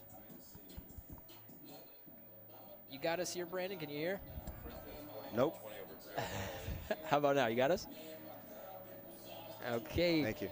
We're up here in the booth. We're trying to get some scores around the area. Right now, we know that St. Bede is trailing against Hall, and we are gathering some other scores here. Streeter trailing Wilmington 45-0. St. Bede trailing Hall. Sycamore had the lead, I believe. What else we got here, Brandon? We got Canelan 31, Ottawa 12, Rochelle 14, Plano 7. So a couple big games there. Canelan the 31 over Ottawa 12, like I said, or we've said quite a few times here that, you know, Canelan wins this game. That's 4 coming into LP next week, or against LP. And then I think you already said it. Couldn't hear you because of the headphones here, but Hall up on St. Bede 12-6. That's a huge game, and it's going down to the wire too. And that is one that I'm very interested in to see. I mean, as we were mentioning before, Hall, a team that we've been able to cover a few games this year. They have a very good offense. The defense just hasn't been able to hold up there in the bargain. Hall lost in dramatic fashion. Well, not dramatic, I should say anticlimactic fashion to Newman Central Catholic last week. We were at that game, and what was the final, 43-0? 43-0. I mean, it was just a battle of line of the trenches, and Newman just kind of outplayed them. I mean, I'm not saying that they were bigger and stronger. They just outplayed Hall that day. Absolutely. And again, Newman Central Catholic, a team that lost to St. Bede, which is why it's surprising that Hall is up on St. Bede right now, and that game is getting into the second half as well. And we have 38 seconds on the clock here before these teams really start getting their warm-ups going. So we're going to go ahead and keep you live here. Those scoreboard updates were brought to you by Subway in Spring Valley, Peru, LaSalle, Marseilles, and Oglesby. Enjoy a sandwich made with freshly baked bread and fresh ingredients right in front of your eyes. Subway, eat fresh. And Brandon, we're going to go ahead and get into the second half adjustments here. And in your eyes, you know, this is a tight game and very winnable for LP still. only trailing by 3 against a very good Morris team, a team that's 7-0 coming into this contest. And they are very much alive. And what do you think that they have to do to enable to take this lead and hold on to it and finish the game with a win? 2 things. Penalties. They have to stop giving Morris yards. You can't give them half a football field and a half of the game and still think you're going to win this, but they're only down by 3. So they're still doing a lot of good things, but penalties, you cannot give them free yards. Second, your offense has to get going. You have to have more than 1 first down in the second half. They have to, find a way to get Carrico through the line. They have to find a way to get Whitfield going. Their quarterback, Sean Whitfield, has been a huge piece of this offense with his feet and his arm, and we haven't seen that today. We have to see that for them to win this game. Absolutely. A lot of what we've seen so far from LP's offense has been Whitfield under center, inside handoffs, quick hitters, and that's something that they need to probably open up the playbook a little bit more on, because right now Morris has a good grip on what they're doing on offense. Again, only 1 first down so far in the first half for LP. That's something that they need to expand on. That's going to take opening up the playbook, getting Whitfield in the shotgun set, getting him out of the pocket, let him make some plays with his feet and with his arms. Yeah, I mean, defensively, I think LP has done what they're supposed to do. Yard is going to get some yards. Like, he legitimately comes into week 8 of the football season over 1,000 yards. So he's going to move the chains. You're going to do your best to stop that, but it's going to happen. Romack, same thing. He is a dual threat quarterback. He's going to get his numbers. They have done a great job of keeping them out of the end zone. The only touchdown that they got was because of a turnover on LP's part and put them in crazy position. They've been doing a really, really good job of keying in on those star players and not letting them explode for huge yardage and, putting points on the board. So defensively, that has been the key for the Cavaliers for the last 2 years for me. But this game, obviously, it's been a huge part of it. Now they just got to get the offense clicking and stop giving them free yards of penalties. Absolutely, and as you said, I mean, they've been able to hold this electric Morris offense in check for this first half. It wasn't until the very end of that first half that Ashton Yard finally got some yards, as you would say. Hey, come on, play it back. I like it. Come on, hey, I like it. But yeah, again, Ashton Yard, 1,000 yards coming into Week 8 contest in high school football. That is very impressive. To put it in perspective, Matt Carrico, who's been electric for LP all year long, 600-something yards. You look at that and you're going, wow, what a season for Carrico. Ashton Yard has 1,000 yards coming into Week 8. And again, I mean, LP did a good job in that first half of bottling him up until that last drive. Yeah, I mean, he's got 69 yards in the first half, and most of it was in, like, the middle to the end of the second quarter. The first quarter, he really wasn't doing much, and the quarterback, Zach Romack, was kind of forced to, use his own legs because Yard wasn't really getting anywhere. But they kind of turned it around, doing the outside. But again, you mentioned LP in the prevent defense, waiting for them to throw. So, they took advantage of that and gave Yard the ball. I mean, defensively, you're going to have to try to key in on Romack and Yard as much as you can. But like I said, they're power players. They're the guys that Morris is going to go to, and they're eventually going to do something.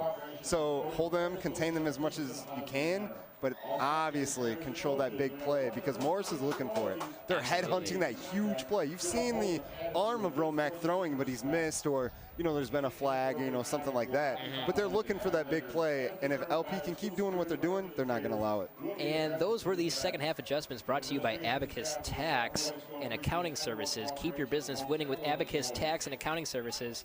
Find out more at abacustaxsv.com. And here is the kickoff to begin the second half. And it sounds like there was a whistle. And yes, there was. Was that another offsides by the kicking team, Morris? No signal. Only makes sense that we start off with another flag. Yeah, it's fitting the way that this game has gone so far. As I've mentioned multiple times, plenty of laundry as we were talking about at halftime. A lot of yards given up by both teams in the penalty category. I mean, if I was if this was my Madden team, no, I'm just kidding. I mean, it's football. I mean, this is what happens. I mean, you have those days where you play flawlessly and you don't have any penalties, and then you got games where you get antsy and you want to do something. I mean, you're 16 to 18 years old on a varsity football team. You want to tackle. You want to make the play. Oh, yeah, and especially when you're playing in front of a packed house here at Howard Fellow Stadium. Here is the return on the kickoff, and he is hit hard at about the what is that, the 26 or 7 yard line. There was a flag thrown down on the play. Really a decent return there for LP. We'll see what this flag is, though, see if it brings him back or gives him a couple extra yards. That was Mason Lynch, the junior running back, defensive back. He is fast. He showed off the wheels there, but this one is coming back. A hold on LP on the return, so that will bring them back. And again, another flag here to start. 2 flags to start the second half. And we are 0.09 seconds into this game. Yes, well, 9 seconds. I like saying 0.09. I like, it sounds good. It sounds good, don't get me wrong, but it is 9 seconds, 11:51 on the clock here in the second half. Just making it seem like it was that quick, how fast we already had two penalties here. It's actually kind of surprising that was a whole 9 seconds, as I agree. It was very quick that we got 2 penalties. Okay, Whitfield under center. 2 backs in the backfield. Hunter on motion, hands it off to Carrico. He finds a hole, and he makes a man miss, and ooh, he is brought down hard. But that was a good run there from Carrico. A.J. Suarez on the tackle, who we've said the name quite a few times on offense, but obviously he can throw in a hit too. Absolutely, that was a big hit, but I believe it was an LP first down, so a good carry there from Carrico. Carry from Carrico. I feel like I should have like an ad read for carry from Carrico. I definitely believe so. You should. Brought to you by carries from Carrico. Okay, now here we go. Whitfield under center again. 1 back in the backfield. 2 receivers on the far side. 1 on the near. Motion from the far side. That's Hunter. Whitfield keeps it himself. It's a pitch option. He pitches it to Hunter, who was brought down quickly after the pitch. That was number 22, Will Knapp, on the tackle, and that one didn't go too far. I think it just developed slow, and Morris read it, and they were right there. They had 5 guys that were ready to make the tackle. So far, not much has changed on offense for the LP Cavaliers, and Morris is swallowing them up right around the line of scrimmage. Well, I mean, they got a first down already on the first play. That's true. I mean, they already equaled how many first downs they had in the first half. So that's a good start. Doing something. Okay, here we go. Sean Whitfield under center, motion from the far or near side. Whitfield takes it himself, bounces outside, finds a hole up the middle, makes a man miss, and gets a first down. A good carry there from Whitfield. There we go, another first down. Make me eat my words here. Yeah, they're doing what they need to do. This is exactly what we were talking about. Got to move the ball. Morris defender pointing at LP like something happened, but there are no flags in the field. Whitfield, a good carry there to get the first down for LP. Result of the play will Cavalier first down.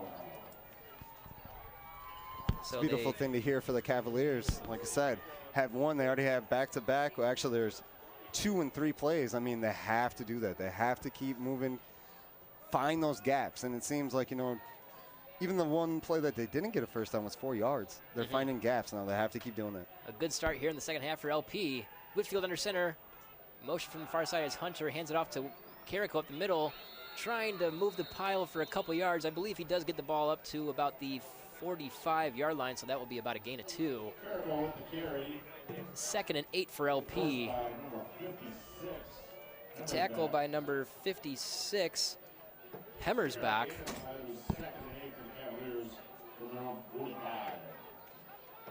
9:55 on the clock here in the third quarter. 7-10 in favor of Morris. Whitfield under center, 1 back in the backfield. Hunter motion from the far side, wraps around. Whitfield looking to throw, looking downfield, finds a hole up the middle, trying to get by the defense. Gets a gain of about 2 or 3 and is brought down in a heap just past the 45 at about the 47-yard line. He made a smart decision to take the ball and just run, because if he didn't, he would have been sacked for probably about a 4 or 5 yard loss. But instead, he made the game time decision like, hey, I got to run. And that was a good decision on his part. Like you said, would have been brought down behind the line otherwise. Not much doing downfield as he was looking for a throw. A big gain throw. It looked like he was looking for a big-time play, but nothing doing in the secondary. Good job by Morris's defense to keep them in check. Got a score alert here, breaking. St. Bede came back and defeated Hall 15-12. So that means St. Bede moves to 6-2, and Hall is now 1-7. Whitfield rolling out to the right-hand side. He throws the ball, and it is intercepted. Not a good play by Whitfield. Probably should have just thrown that one away. Instead, it is intercepted by number 31, A.J. Suarez. He's been a very popular name for Morris. He knows where the ball is. Offense, defense, he's there every single time. And hold on, there is a flag down on the field near the 50-yard line. And Morris indicating it is against LP, and they will take that ball. And it will be against LP, so Morris will retain possession.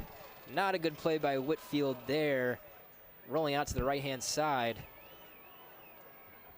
And again, just to reiterate that, St. Pete pulls out the win over Hall in dramatic fashion. If I remember right, Hall was up 12-0. So St. Pete scored 15 unanswered points to get the victory over the Red Devils. And man, you know, we've both been calling that. What that call was a hold against LP, which was declined by Morris. But we've had the opportunity to call some Hall games. They've lost a couple heartbreakers, and that's just another one. And you know, a tough season so far for Hall, and that is another heartbreaker in their loss column. You know, sometimes, you know, you just have those seasons where things just don't go your way, you know. Ball bounces the wrong way, cookie doesn't crumble the way you want to, you know, all those cliches. And unfortunately, this is the season that's happening in the Hall. Again, another scoreboard update brought to you by Subway in Spring Valley, Peru, LaSalle, Marseilles, and Oglesby. Enjoy a sandwich made with freshly baked bread and fresh ingredients right in front of your eyes. Subway, eat fresh. Here's a handoff. And then a flag was thrown down, and that was a good carry by number 31, A.J. Suarez, who just made the interception. But a flag is down the field. I think that might be coming back. They're like, hey, you just got an interception, great play, let's give you the ball. And I do like that philosophy by the head coach in Morris. But that is a holding, and that one is coming back, and that is a good break for LP, as that was a good game by Suarez, but not to be had, as a holding brings that one back. That was a good 7-8 yard run. He went up the middle and then caught the outside a little bit. Suarez, he's been all over the place here so far tonight. And he's got a cool name to say, like Zorez. I like that. Well, hopefully we're saying it right. I've been kind of saying it different a couple times. I feel like I hope one of them's right. Yeah, he knows who he is. He knows who he is, exactly. I think we get the gist of it, right? He's a great player. I know who he is now after watching this game. Exactly. He's been eye-popping out here tonight at Howard Fellow Stadium. Here's Romack in the shotgun, rolling out to his left, looking downfield. It's a comeback route for number 11. He gets it, and he runs out of bounds. Again, that comeback route between Romack and Johnston has been working well so far on the outside of the numbers, and that is another good gain for number 11, Miles Johnston. He knows how to run his routes, obviously. He gets open, he's separation. I understand why Romack only has one interception on the season, because of the way his receivers are running routes, and he doesn't force anything as a quarterback. And I think that's the thing, is he has a good rapport with his receivers. You can tell they have a good connection. They have an idea of what each other is going to do, so a good job there between the two. Here's Romack rolling out to his right-hand side, looking downfield, trying to get past the edge, throws the ball right past the first down marker, and that again is another comeback route. I believe that was number 8, Aaron Wills. And there is another flag on the field. That would be a Morris first down if it stands. But there is a flag down. We'll see what the call is. Holding on Morris, so that one is coming back. And that first down will not be had by Morris, although a good throw and catch by Romack to Wills. But a holding brings that one back. So again, the laundry is flying out here at Howard Fellow Stadium on this Friday night. I wonder if I could get like some free laundry done. Like if I bring in, you know, my basket, if I can get it done. Like, yeah. I would appreciate it. A little bounce, a little tide, you know, whatever they want to use. Hey, you know, as long as it comes out fresh. Yeah, that's all I'm asking. That is all I'm asking. Okay. Can't have a smelly booth up here if we're wearing dirty clothes and stuff, you know. Come on. Romack in the shotgun. Three receivers on the far side, one on the near. The wind is picking up. Yeah, our banner's blowing away here. We're going to have Zach just stand there and hold it. Romack takes a shotgun snap, looking to his right side, finds a man that is number 24. Again, that will be Ashton Yard. He is tackled out of bounds at about the 20, what are they calling that, the 22-yard line? Yep, 22. So Ashton Yard with a little short gainer, 3rd and 21 now for Morris, who has a long way to go. Penalties have shot Morris in the foot again here to start the second half, just like they did in the first half. Romack under center, 3 receivers on the near side, 1 on the far. 1 back in the backfield, that is Yard. He hands it off to Yard. Yard has a hole, and he is brought down on the edge, and that was a big tackle by LP, as he had plenty of room past that last LP defender on the edge. And brought down, that was Chris Swain on the tackle. He sniffed that out pretty quickly. He saw where it was going, and he was there. Good job by Swain, who's been rock solid here tonight as well as all season. So now it is 4th and 17. I would imagine this is a punting situation for Morris. Romack will act like he's going to take the snap in the shotgun, but then he will take a couple steps back. Let's see him do it. Looking to the sideline. And there are the couple steps back. He is getting ready to punt now. There's the snap and the punt. End over end. All the way down to about the 40-yard line. Oh, and a fumble by LP, and they do recover it, thankfully. That ball was fumbled. Mason Lynch just lost contact, or he was trying to run before he caught it. It was kind of a little bit of both. Absolutely. And just out of his hands, kind of hit his chest and went down, and luckily he was able to bounce back on it. Plenty more LP jerseys in the area of the ball as opposed to Morris. Thankfully for LP there, as Lynch fumbled the ball on the return. But that ball is going to be spotted at about the 39-yard line in LP's own territory to start this drive, and that's pretty good field position here for LP, and they're going to have to make the most of it if they want a chance in this game, trailing Morris by 3 with 7:37 on the clock here in the third quarter. They have to make every time they touch the ball like the last time they touched the ball and try to get in the end zone every time. Absolutely. Here's Whitfield. He rolls out to his left, takes it himself. A flag goes flying. Whitfield is upended. Not a comfortable looking tackle there on Whitfield, but he pops right back up. There is another flag on the field. We'll see what the flag is. We should call the guys at the booth and say, hey, why don't you just roll a loop of every time we say there's a flag thrown, and then we don't have to say it anymore. They can just hit the button and play it. Yeah, make it like a little segue button that can just, so we don't have to say it over and over again, because, I mean, hey, it's getting a little old up here. I mean, there's been at least, quick math here, probably about 20, 21 flags thrown tonight. Yeah, and that is a lot of laundry. And this one is coming back. Must have been a holding against LP. I missed the call, but that does look like what is the case here. It was a holding.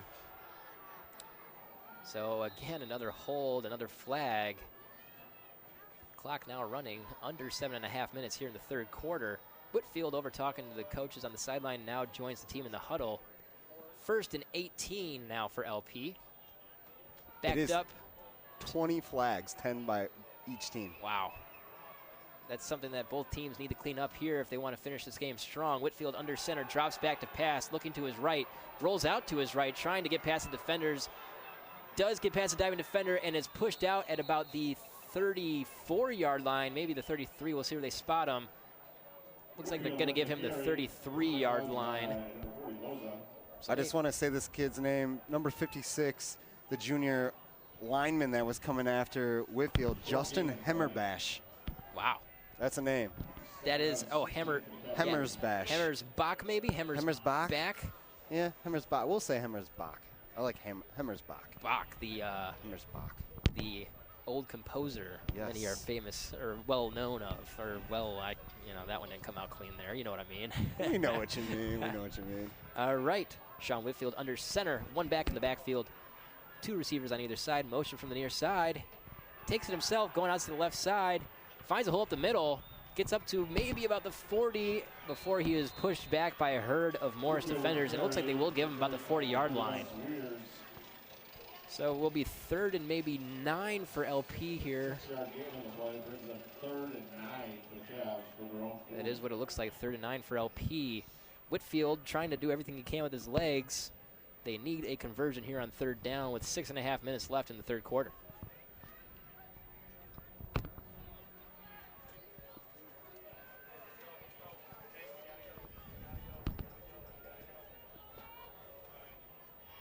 Morris waiting on LP to come up to the line. They finally do. They rush up to the line in a quick fashion. Whitfield gets under center, motion from the far side. That is Hunter. He takes the pitch himself, cuts it back up the middle, and is brought down by 2 different defenders. That was number 68, number 3 on Morris.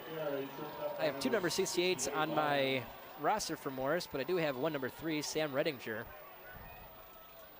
on the tackle. So now it will be 4th and 8 for LP, and the punting unit will be coming out.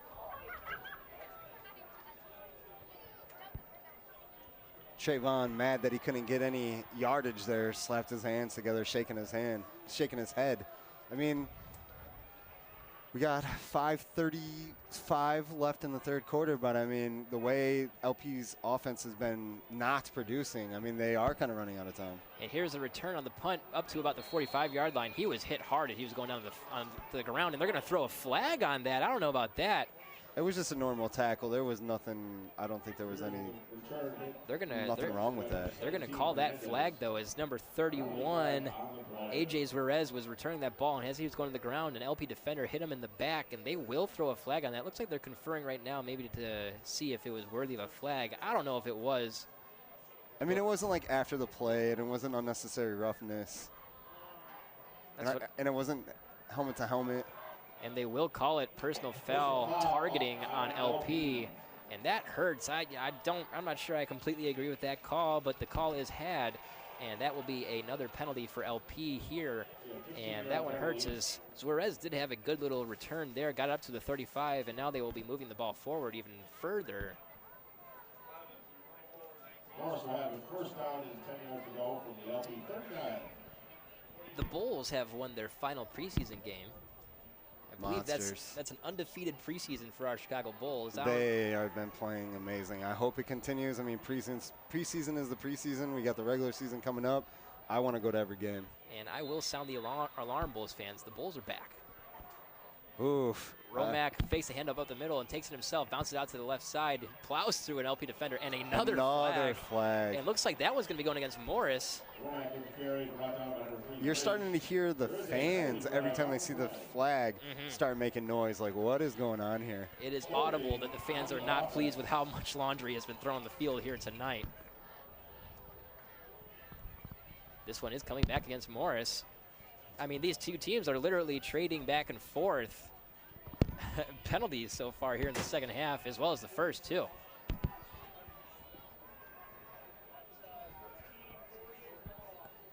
They're on the 48-yard line, still in LP territory.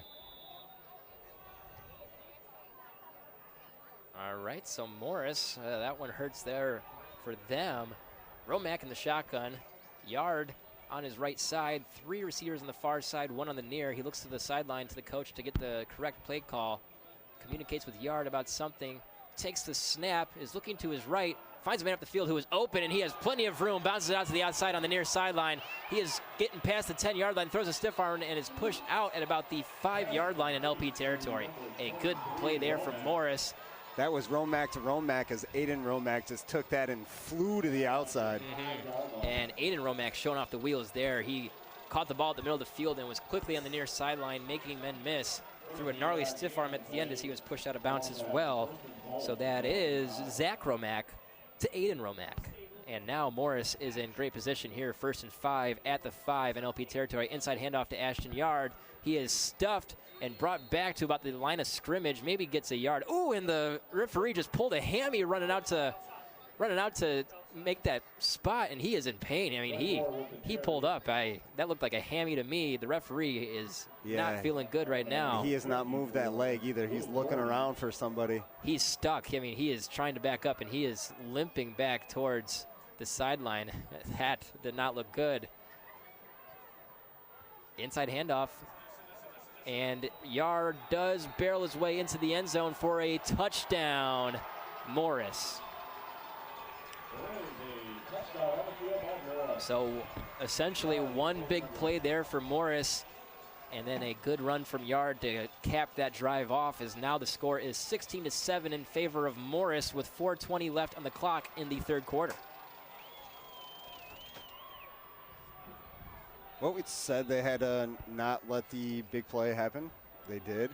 Said they had to quit making penalties. They made 2 or 3 big, costly ones. Yep. And here we are. And now that kick was good. And that is the Financial Plus Credit Union extra point. They belong to you, and that's the plus at Financial Plus Credit Union in Peru, Ottawa, Mendota, Morris, and Diamond.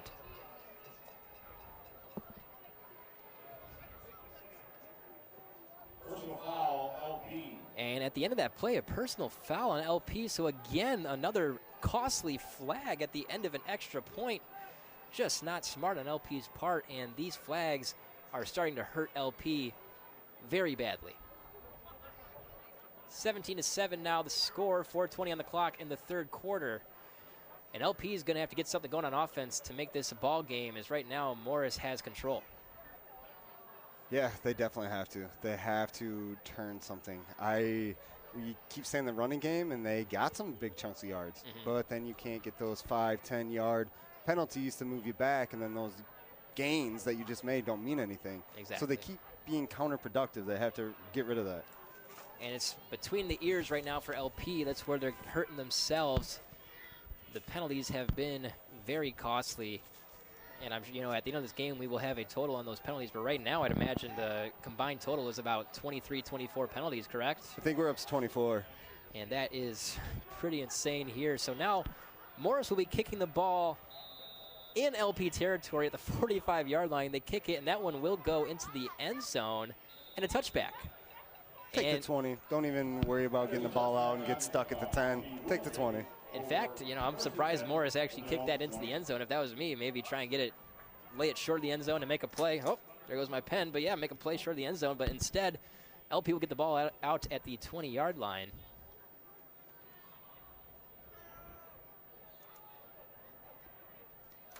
It is getting chilly out here tonight at Howard Fellows Stadium. Currently 54 degrees and partly cloudy.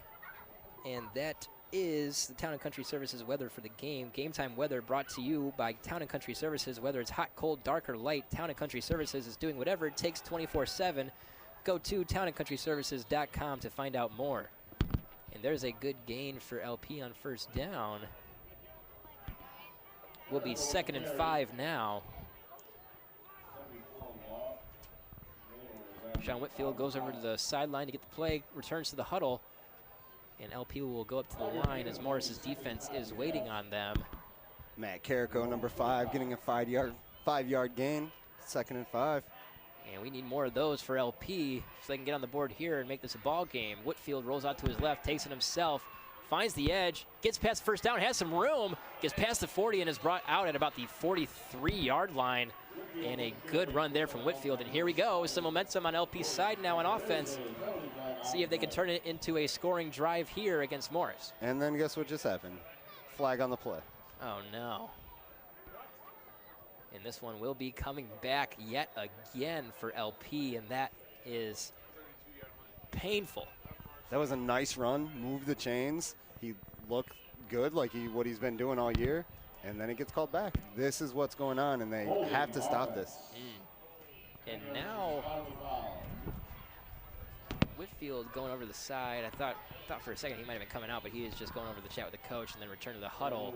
Again, another costly penalty for LP, which is becoming the story of the game here tonight. 3:30 on the clock here in the third quarter. LP trails Morris 7-17 here at Howard Fellows Stadium, the beautiful Howard Fellows Stadium. I love this place. It's probably my favorite place to be at a game, watch a game, call a game, write a game, everything. It's awesome here. Couldn't agree more. Inside handoff to Carrico, and he makes a good gain out of it. Let's see where they spot him. Looks like they will spot him at about the 26-yard line in LP territory. So now it will be 3rd and 3 for LP. This is a big third down for them as they need to keep this drive alive and get some momentum going.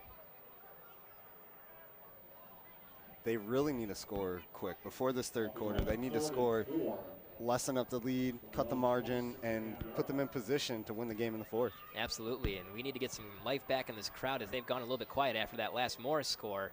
Whitfield rolls out to the left side, and he's brought down from behind the line of scrimmage, I believe.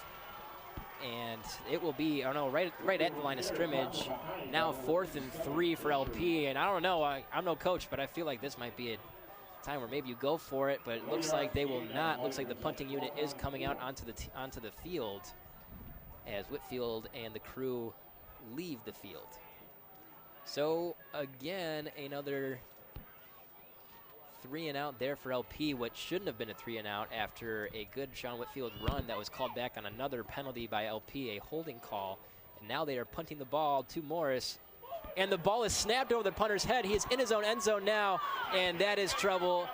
And it will be a touchdown. The Morris player recovered it, and it's a touchdown for Morris. A ball snapped over the LP punter's head into the end zone. He was unable to jump on it himself, and a Morris player lands on it, and it is a touchdown for Morris. And another mental error for LP that is extremely costly. Yeah, I mean, he needed to jump on the ball, just take the safety, and he didn't. It gets loose. Morris guy just picks it up. I mean, they have been shooting themselves in the foot, and it's kind of like they just took off the whole leg right there. Yeah, I think that's a good way to put it. That was Joey Shepard, who was unable to fall on the ball in the end zone and take the safety. Instead, it is a Morris touchdown, and now the score is 23-7 in favor of Morris here with 1:57 left in the third quarter. Number 8, Aaron Wills out for the extra point. Actually, number 9, and that will go through. And it is good. Number 9, Henry Hansen, pardon me. And again, that is a extra point. And he's grabbing the ball because he is the Morris Redskin that hopped on the ball in the end zone. So he scores it and then kicks in the PAT. So he took the ball. He's like, hey, I'm taking this one home. I want that one, yeah. Yeah, he's got it in his arm. He's not letting it go yet. Henry Hansen making an impact here. That was the Financial Plus Credit Union extra point. They belong to you, and that's the plus at Financial Plus Credit Union in Peru, Ottawa, Mendota, Morris, and Diamond. So a disappointing start to the second half for LP. Game felt very much in hand at halftime, and now they trail 7-24 against the Morris Redskins with 1:57 left in the third quarter. And that one, that's just a costly mistake there by LP to let that ball go over Joey Shepard's head in the end zone and unable to fall on it. A touchdown from Morris. And really, I mean, just mistakes have gotten LP to this point so far in this game. It feels like a game that really they've had in hand for a while, and just mistakes have ended up costing them here. Still a lot of ball game left though. Never know what could happen here. Here comes the kickoff to LP. Received at about the 5-yard line in LP territory. Bounces out to the outside, cuts it back up the middle, and is brought down at about the 24-yard line. And slow to get up. I mean, you take some of these penalties, mistakes away, and this is either a tie game or LP's leading. They have the talent to play with Morris. They have proven that. They have made big plays themselves. Just keep shooting themselves in the foot. And if you keep giving them opportunities to score or give them opportunities to push you back, Morris is going to do it because that's what good teams do. So LP's just got to find a way to get over that hump and play the game that they know how to do and make it productive. Exactly. You can't make too many mistakes against this Morris team because they will capitalize on them, and that is exactly what they've done so far here in this game. 24-7. Sean Whitfield under center, hands it off on the inside to Carrico, who gets a yard or so and then is brought down in a heap by a herd of Morris defenders. Carrico with the carry. Hit by number 66, Perry, and number 87. That was number 66, Nicholas Perry, who made the first contact on Carrico. Sean Whitfield returning to the huddle now after talking to the coach on the sideline. LP needs to get something going here. 2nd and 8 with 1:15 left on the clock in the third quarter. They need a touchdown. They need absolutely to score. do. Yep. They have to. This is currently obviously easier said than done. No doubt. And here's a pitch on the outside, and he has a lot of room getting past the 40, that looks past like the Corey 50. Walker. It is Walker pushed out aggressively while he's out of bounds. That could have been a late hit if you ask me, but that is about the 45-yard line in Morris territory, and a big gaining play there for Corey Walker and the LP Cavaliers. That was probably the best run of his this year. I mean, he just hit the outside and bam, he was gone. And I wasn't trying to interrupt you when you were counting the yards. I was like, that's Corey Walker. He's running like, yeah, it was a great play. Don't worry. I'm glad you said it so you can point it out and we can let the people know that Corey Walker has had a big-time play here for the LP Cavaliers. 59 seconds left in the clock in the third quarter. And LP now in Morris territory. Something we haven't been able to say much so far this game. Sean Whitfield under center. Motion from the right. Inside handoff. No, it's a fake, and a pitch to Trayvon Hunter is fumbled. A bad pitch. Hunter picks it up, and it's brought down, and that's going to be a huge loss for LP. A pitch by Sean Whitfield that was off target, away from Hunter. Hunter had no chance of receiving that well. It was a fumble, and that's going to be a big-time loss. I would say at least of 10 yards. All the way back to the 43-yard. All the way back to the 43. So, yeah, that's going to be a big-time loss. It will now be 2nd and 22 for LP. So they were at their 45, so, yeah, a loss of 12. Yep. So now the clock is ticking down here in the third quarter. We'll see. It looks like LP will try and get one more play off before that clock goes off in the third quarter. That one hurts after a big play. Again, another bad mistake by LP. Whitfield under center, drops back the throw, looking to his left, has a man. That is Hunter. He spins and makes a guy miss, and now is brought down by 3 defenders, brought down hard at about the 41-yard line in Morris territory, and that will do it here in the third quarter. So a disappointing third quarter for LP, but still have another quarter to make it up. It is currently 7-24 in favor of Morris over LP here at Howard Fellows Stadium. Stick around. We have great fourth quarter action on the way right here on 103.9 WLPO. In the complete sales, service, and repair of electric motors, and is proud to support LP High School football and wish the players a safe season. Inman Electric is a locally owned, family-run business in LaSalle, celebrating their 54th year. From small motors for agriculture to extremely large motors for power generation and manufacturers, Inman Electric Motors can help with any of your electric motor needs. Good luck from Inman Electric. InmanElectric.com or call 815-223-2288. This is where you go when you need to know. 1039 WLPO. Starved Rock News, Talk, and Classic Rock. Welcome back to Howard Fellows Stadium, where LP, after a disappointing third quarter, trails by 3 possessions. It is 7-24 here at Howard Fellows Stadium. It was 7-10 at halftime. And some costly mistakes here from LP in the third quarter have made this a 3-possession game now. And it's going to take a lot in the fourth quarter to make this a ball game. But, hey, we've seen crazier things happen. Anything can happen in high school football. Absolutely. Okay, here's a handoff. Gets down to about the 32-yard line. That was Sean Whitfield himself. Gets a first down. A good carry there from Whitfield, and yes, it does get a first down.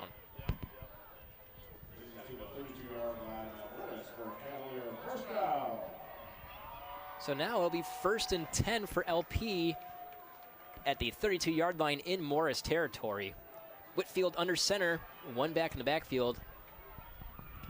Motion from the far side, inside handoff. Oh no, it's a fake pitch and another fumble. And that is going to be recovered by Morris. Another bad pitch to Trayvon Hunter.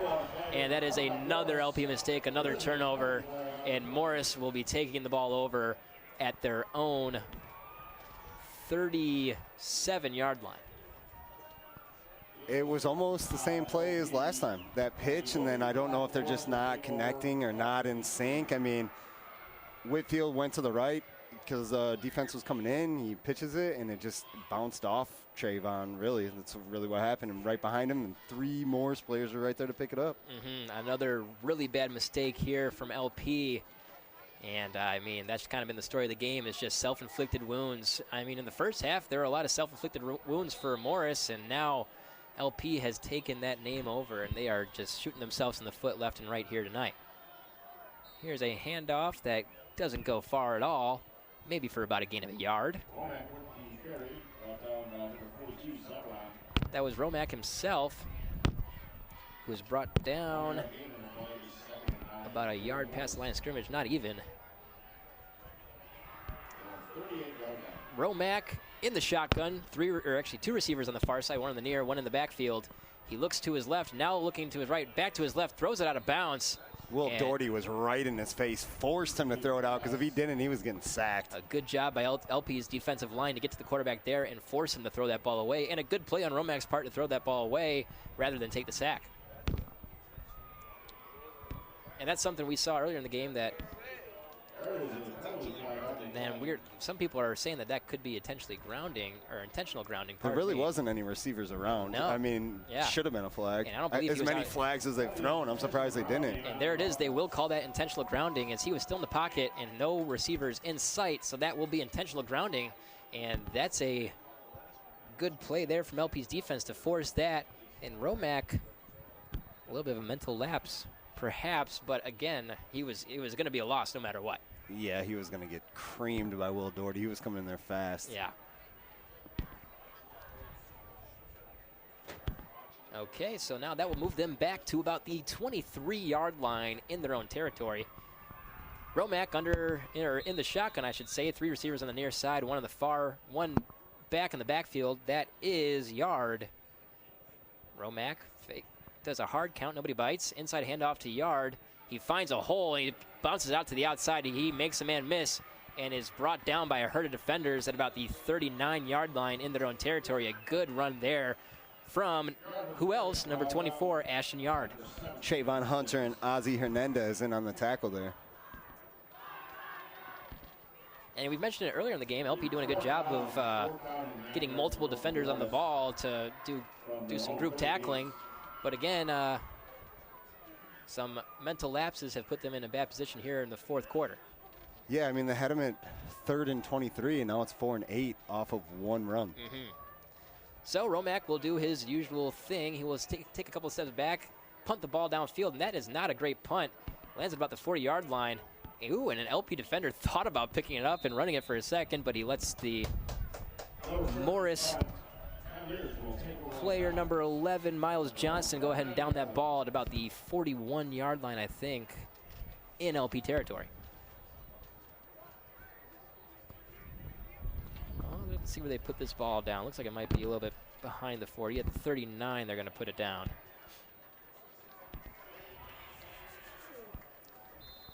Okay, so LP takes over. A good defensive stand there by LP. Now they get the ball back with 10 minutes and 8 seconds left on the clock in the fourth quarter. Trailing 7-24. Whitfield under center, takes it himself, bounces it on the inside, runs into his own guy, spins away, and is brought down just past the 40-yard line. So that's about a gain of 2 there for Sean Whitfield, who had to do a lot to make that a 2-yard gain. He made a little out of pretty much nothing. Like he was surrounded, and 2-yard gain's a 2-yard gain. I mean, you gotta move the ball any way you can, and he had a fight for that one. Absolutely, a good job by Whitfield there. 2nd and 8 now for LP. Whitfield coming under center now, one back in the backfield. Motion from the far side. He drops back to pass, looking to his right. Throws it, and he does have a man that is caught, and that should be about a first down. Looked like Corey Walker. Corey Walker with the reception. The spot is just a little bit in front of the first down marker, and I can't tell. It looks like they will give him the first down. So a good throw and catch there from Whitfield to Walker. And they need to keep those chains moving right now. Not much more time on the clock. 9 minutes and 15 seconds left here in the fourth quarter, and they are down by 3 possessions, so it's time to make something happen here for LP. Yeah, if they want to fight, if they want to battle, if they want to make this a game, they have to score right here. Absolutely. There's no ifs, ands, or buts about it. Okay, so Whitfield under center, one back in the backfield. Motion from the far side. He fakes the pitch, drops back to throw, rolls out to his left, looking for a man downfield. He launches one, and that is going to be intercepted. And that is number 31, Zuarez. He's trying to return it. He's past the 40, into the 30, and that's a horse collar. That's a horse collar tackle, but no, there is a flag towards the 40, but that's not where the tackle took place. Looks like Whitfield is banged up on the play. He's coming off, holding his gut. Might have gotten the wind knocked out of him. He is struggling, and that is another interception for LP. A ball that was well underthrown. A tough throw for Whitfield to make, as he had a couple defenders in his face. Tried throwing it off of his back foot. Could not get enough behind it, and it was easily picked off by Zuarez and returned into LP territory. That's his 2nd interception of the game and LP's 5th turnover. 2 interceptions and 3 fumbles. And there is a penalty. It looks like a hold against Morris, but that is after the interception, so the call will stand. That is Morris' ball.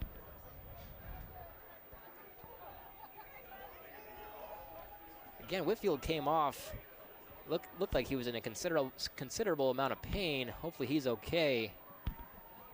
So the ball would be placed at about the 50-yard line after the holding call. Zuarez been all over the place here tonight. As you mentioned, 2 interceptions, has some good runs on offense too. He's been a playmaker on both sides of the ball and has been a thorn in the side of these LP Cavaliers here tonight. Yeah, he's the return guy. He's their leading secondary member. I mean, 2 interceptions. He's had a reception for 7 yards and 2 carries for 9 yards. So he's just been a little bit of everything, a little bit of everywhere. And there's the snap, a pitch to the outside. That is number 3, Sam Redinger, who's trying to find the outside edge. He cuts it back on the inside, maybe gets 2 yards out of it. A good job by him. He had not much going on. And there's an LP player down on the ground writhing in pain at about the 50-yard line. Looks like he's holding his left knee, and he is in a lot of pain right now. The trainers are running out there. He's withering, like he's trying to move, and he can't. So that does not look good here for LP. And I think now is a good chance for us to take a commercial break as we wait to see what happened on the field and hope that player is okay. This is LP football on 103.9 WLPO. On with Elite Seamless Gutters out of Spring Valley. If you're looking at getting all the mold and all the stuff off your house that's been on your home for many years, call Elite Seamless Gutters. We can power wash your house right the first time. We have Hotsy machines with hot water, and we can take care of all your pressure washing needs. Call 663-8364 and get your driveway cleaned, your house pressure washed, your deck, whatever you would need to get your house cleaned up. Call Elite Seamless Gutters out of Spring Valley. We will get your power washing needs taken care of today. That's 663-8364 and get your power washing done right the first time. Get all this mold that's stuck on that siding, on that vinyl siding, cleaned off. For the first time, you've got somebody that can do the job right the first time. Call Elite Seamless Gutters at 663-8364 and get that junk off your house today. That's Elite Seamless Gutters in Spring Valley. 815-663-8364. The Illinois Valley and Starved Rock Country Wake Up with Rod and Tom. Mornings on 103.9 WLPO. Starved Rock News, Talk, and Classic Rock. Okay, and welcome back to Howard Fellows Stadium. The LP player was number 56, Aiden Van Duzer. Am I saying that right? Yes, Aiden Van Duzer. And he is walking off the field under his own power, so that is good to see. He has a considerable limp going on, but at least he's walking off, so that is a good sign. Hate to see any injuries, and I'm glad to see that he is okay. Here's a snap on the field. That is number 3, Redinger. He tries to find an edge, and he plows his way out, and there's going to be another flag for contact while he was out of bounds. Another bad mistake from LP. Sam Redinger with a good carry towards the outside, and he was yanked out of bounds, and then some extracurricular contact as he was out of bounds, and that's going to draw a flag. That was Chris Swain just came to the outside. Chris Swain came to the outside and just kind of rolled him up, and they hit him, and they just started rolling. And, you know, it's feisty 24/7 game and a huge game for both good teams. So, yeah. I mean, the chippiness happens at this point. That's just emotion getting the better of the LP player there. I'm not sure. Was it, you said it was Chris Swain? Yes. Chris Swain 21. Out there. Yeah, he just kind of got the better of him there. Not a good play from Swain there, who's been terrific all night. Just not a smart move there. So they're going to give him the personal foul, 15 yards. It's another dash against LP. So, and did you count the number? Is it 28 now penalties? 28 penalties so far in this game. And that is a lot. And I know that for a fact that the majority of those have gone against LP here, especially in the second half. Under center is the Morris quarterback, hands it off to Redinger, who cuts up the middle, makes a man miss, and is trying to puch the pile, and he does. There's another flag on the field. I mean, this is getting ridiculous, the amount of flags we're seeing out here tonight. I don't think I've ever been to a game or seen a game, played in a game that's had this many flags. Yeah, this is quite ridiculous right here tonight. And now Redinger taking over the ball carrying responsibilities for Morris, who can sense victory. 8 minutes and 8 seconds left here in the fourth quarter. LP trails Morris 7-24. Waiting to see what this flag, did we see the flag there? It was a personal foul face mask, so another 15 yards. So that's 30 yards that LP has just given up in the last two plays. Yeah. And that is the story of the game here tonight for LP. Costly mistakes left and right have blown this game wide out of contention for LP. Sam Redinger, another handoff on the left side. He is brought down behind the line of scrimmage. A good job by LP to stop him at the line and throw him back behind the line. 4 straight runs from Redinger. Obviously, he's a junior, so he must be next up after Ashton Yard, graduates and moves on. Absolutely, and he's looked pretty good with the ball in his hands as well tonight too. Ashton Yard, he's the type of player that might have next level ability written all over him, and they are going to give him some rest here now at this point in the game, it looks like. Although he is out there now, 3 backs in the backfield, and now they do give it to Yard, who bounced it out to the outside, and he is swallowed at the line of scrimmage by 2 LP defenders. That is number 12, Antonio Rodriguez, as well as... Looked like Will Doherty, 54. And that was a good job by Doherty and Rodriguez there to bring down Yard behind the line of scrimmage. 3rd and 11 now for Morris in LP territory. They should not even be close to the end zone, but 2 15-yard penalties on back-to-back plays have put them right in the heart of the red zone. Whistle blows, and there will be a timeout by LP here with 6:54 left in the clock in the fourth quarter. LP was having trouble managing who was on the field, the roster. People were running off as the play clock was going out, so they were kind of forced into using that timeout. So that is LP's first used timeout here in the second half. They have 2 left, and Morris has all 3 of their timeouts.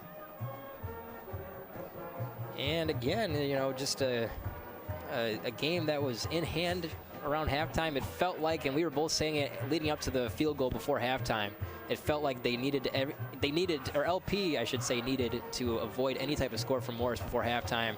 And since then, Morris has grabbed momentum and has not let it go. I mean, when you give those 2 fumbles right there, one obviously in the end zone, just easy points. They just kind of gave them to Morris. And once you do that against a good team that's going to capitalize and has been playing good defense himself, I mean, it's hard to get out of that hole. And this has been a scrappy game for Morris, a team that has been cruising into this game 7-0 so far. LP gave him a hell of a first half, but right here, you know, it's kind of gotten away from LP here, so now Morris has shown their strength and how a good team can find ways to win a game, and they've done a good job of that here. 7-24 in favor of Morris with 6:54 on the clock, and now they come up to the line of scrimmage. Snapping the shotgun to Romack, looking to his left, has a man, and that is a touchdown. Wow. That was a heck of a throw there from Zach Romack. To Miles Johnston. Miles Johnston, and that was a great catch from Johnston. Two defenders draped all over him, still able to make the grab in the corner of the end zone. A laser of a throw from Romack, and that is the cherry on top here for Morris.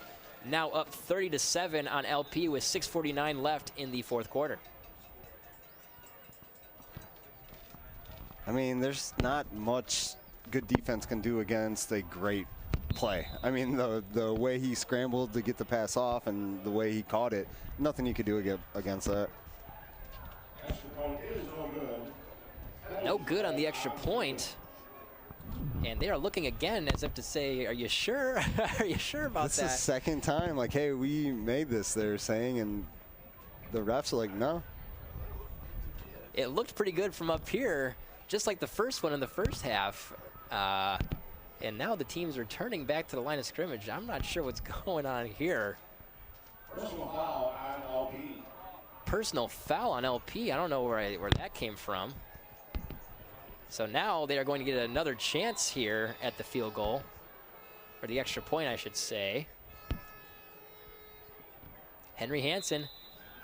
And that one was down the middle. Definitely good.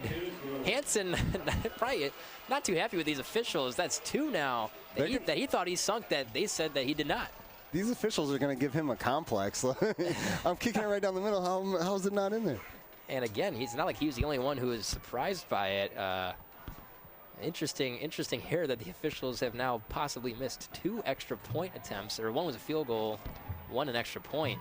And Henry Hansen, happy to see those 2 arms go up and indicate a good field goal there on that one. Yeah, like that's 2 of them. He's jumping, he's celebrating, his hands are up, and they're like, no, that doesn't count. Sorry, buddy, not this time. And that was the Financial Plus Credit Union extra point. They belong to you, and that's the plus at Financial Plus Credit Union in Peru, Ottawa, Mendota, Morris, and Diamond.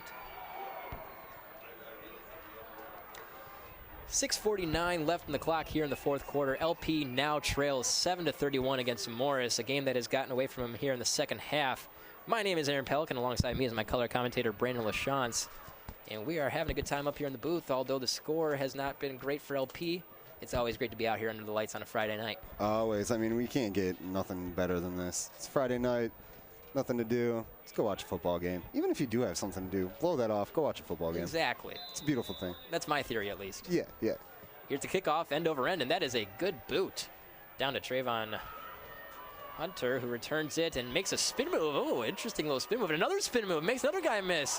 Getting past the 25. Wow, what a return there from Hunter. He made about 4 or 5 guys miss with two different spin moves.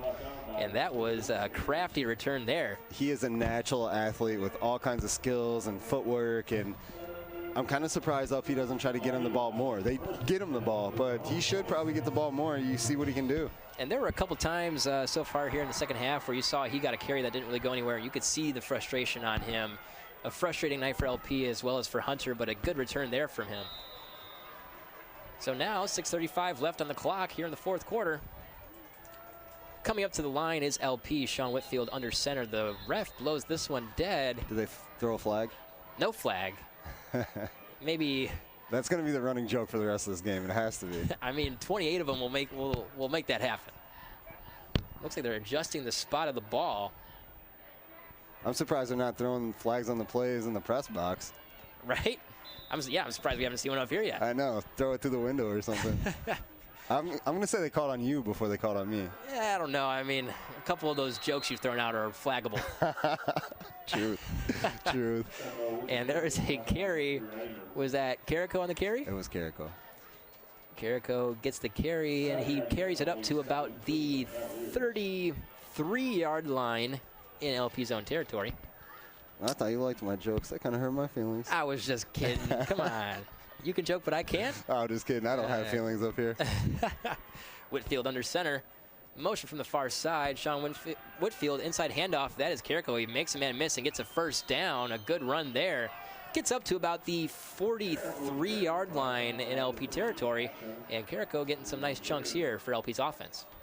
Yeah, definitely getting that first down. I mean, they need as many of those as possible. I mean, if you cannot come back and win this game, do something positive. Moving into the next game. Kaneland, last week of the regular season, make every effort that you can to get what you need out of this game. And this Morris defense has definitely lived up to the hype tonight. They have not allowed a single touchdown. The only touchdown LP has scored was a defensive touchdown by LP, so Morris's defense has done their job and then some. And there's a goofy-looking handoff from Whitfield there. Looked like something went wrong. They tried to do like a delay and then something, I don't know if he bobbled it a little bit, but by the time they figured out what was going on, Morris was right there. Yeah, that was an interesting looking play there from LP. And the wheels have sort of fallen off here in the second half.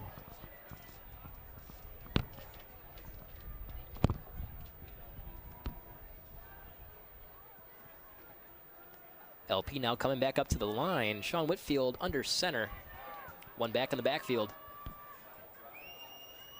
A receiver on either side. Whitfield takes it himself, and I mean, that one just went absolutely nowhere.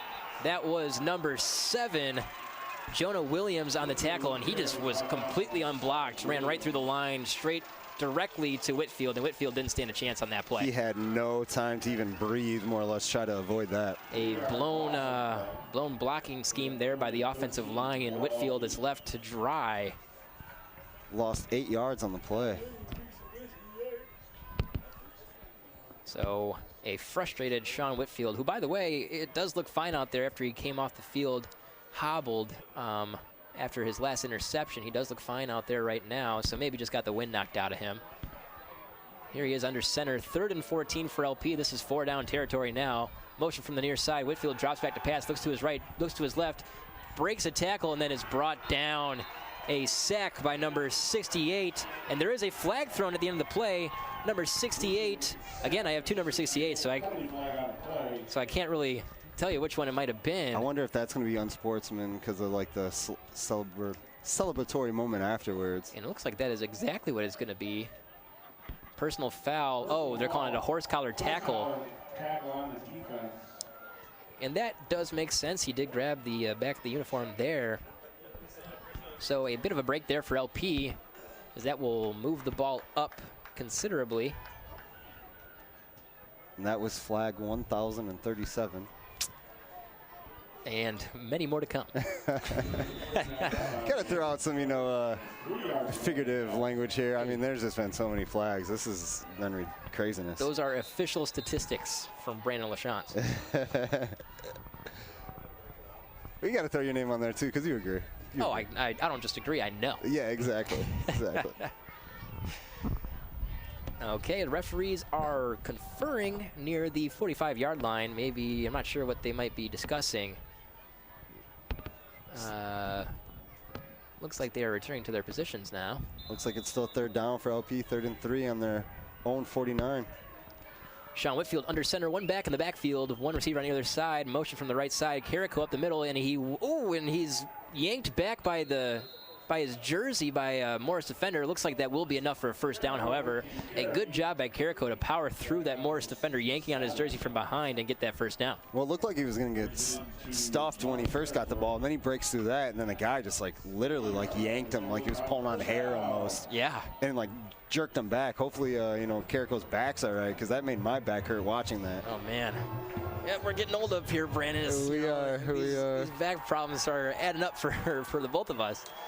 Sean Whitfield under center, inside handoff to Carrico. And that one does not go far at all. Maybe gets back to the line of scrimmage, or maybe for about a yard gain. Carrico doing his best out there, the human wrecking ball as we like to call him. And he is trying his best to keep getting yards out there, even though this game is now out of hand. 3 minutes left on the clock in the fourth quarter. LP trails by 24. And the fans are making their way to the exits here at Howard Fellows Stadium. Yeah, it's about that time. I mean, Carrico, 19 carries. He's handled the workload like he usually does. Just the penalties. I mean, he would get a first down, or Sean Whitfield would get a first down, and it would be brought right back to him. Sean Whitfield rolls out to the left by himself and is brought down quickly at about the 46-yard line in Morris territory. That is a play that we've seen a few times here in the second half, and it really hasn't done much for LP.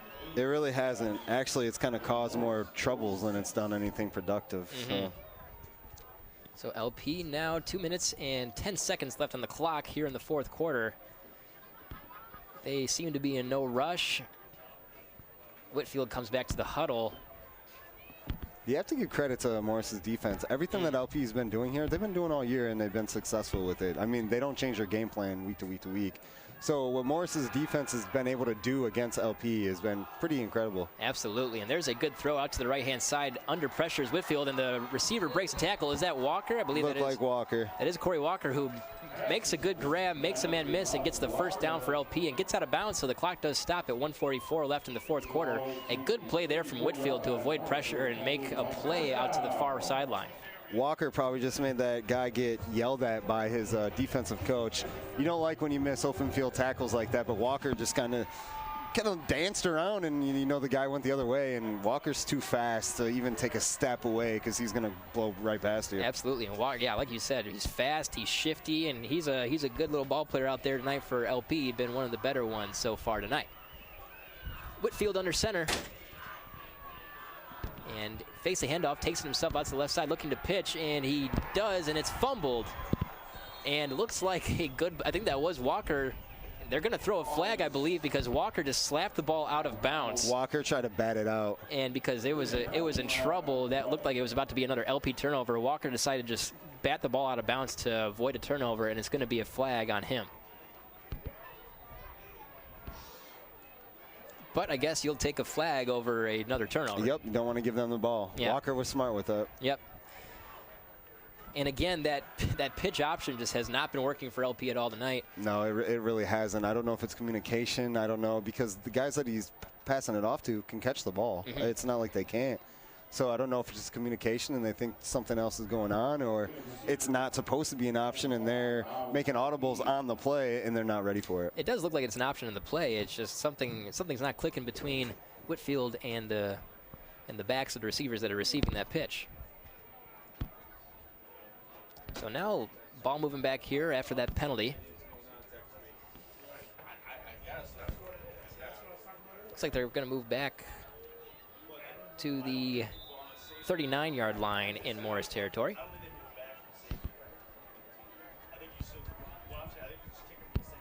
Whitfield under center. Motion from the near side, hands it off on the inside. And that one is brought up to about the 35-yard line. Was that Carrico? No, that was number 20, Peyton Ellermeyer. Yeah, it was hard for me to see right there, so I was just being quiet until I see a number or heard somebody say something. Yeah. I was just so used to seeing Carrico get the carries. Yeah. You just kind of assume. I think I think Jose is kind of slowly taking those guys out. I mean, Sean Whitfield's running back onto the field, but I don't know how long they're going to stay in there. I mean, there's a minute and 3 seconds left. They're down 31-7. This is a big physical Morris team, and there's no sense in getting any of your valuable players injured out there this late in the game, trailing by so much. Here's an inside handoff. That is Peyton Ellermeyer again in the carry. And I don't say that to say that any players are less valuable than others, but the starters are the guys that you want to have make sure that they're ready to go come week 9 and come playoffs. Yeah, and Matt Carrico is a senior captain. I mean, he's the bread and butter of this offense. So when we say, hey, you're coming in off the bench for this guy, it's not like talking bad about you by any means. Absolutely. Okay, it looks like they will let this clock run out. And that is exactly what's going to happen. Morris celebrating on the field. A big win for them as they improve to 8-0. LP falls 7-31 here at Howard Fellows Stadium to Morris. And they now fall to 5-3, correct? So LP, while they are still qualified for the playoffs, they will need a win next week to ensure a spot. Yep, they're 5-3 and now 3-2 in the conference. Kind of take a step back. If they would have beat Morris here, Morris would have been 4-1. LP would have been 4-1, but you know that's how the cookie crumbles. So now Morris is 8-0, 5-0. 8-0. See ya. Have a good one, and make sure that you stay tuned in right here because we have a post-game show coming to you right here on 103.9 WLPO, where LP has lost this ball game 7-31. So don't turn that dial. Keep it right here, 103.9 WLPO. Got the rest of the game to make up for it. When something breaks down at home, you need prompt and professional service. That's why at Town & Country Services, their phones are manned 24 hours a day, 7 days a week to ensure that your problems and questions with plumbing, heating, and cooling are all taken care of promptly and professionally. Town & Country Services offer free estimates and affordable rates. Their licensed professionals and friendly staff have been a staple in the Illinois Valley since 1919. Give them a call anytime in Tonka, 815-442-3415, or Princeton.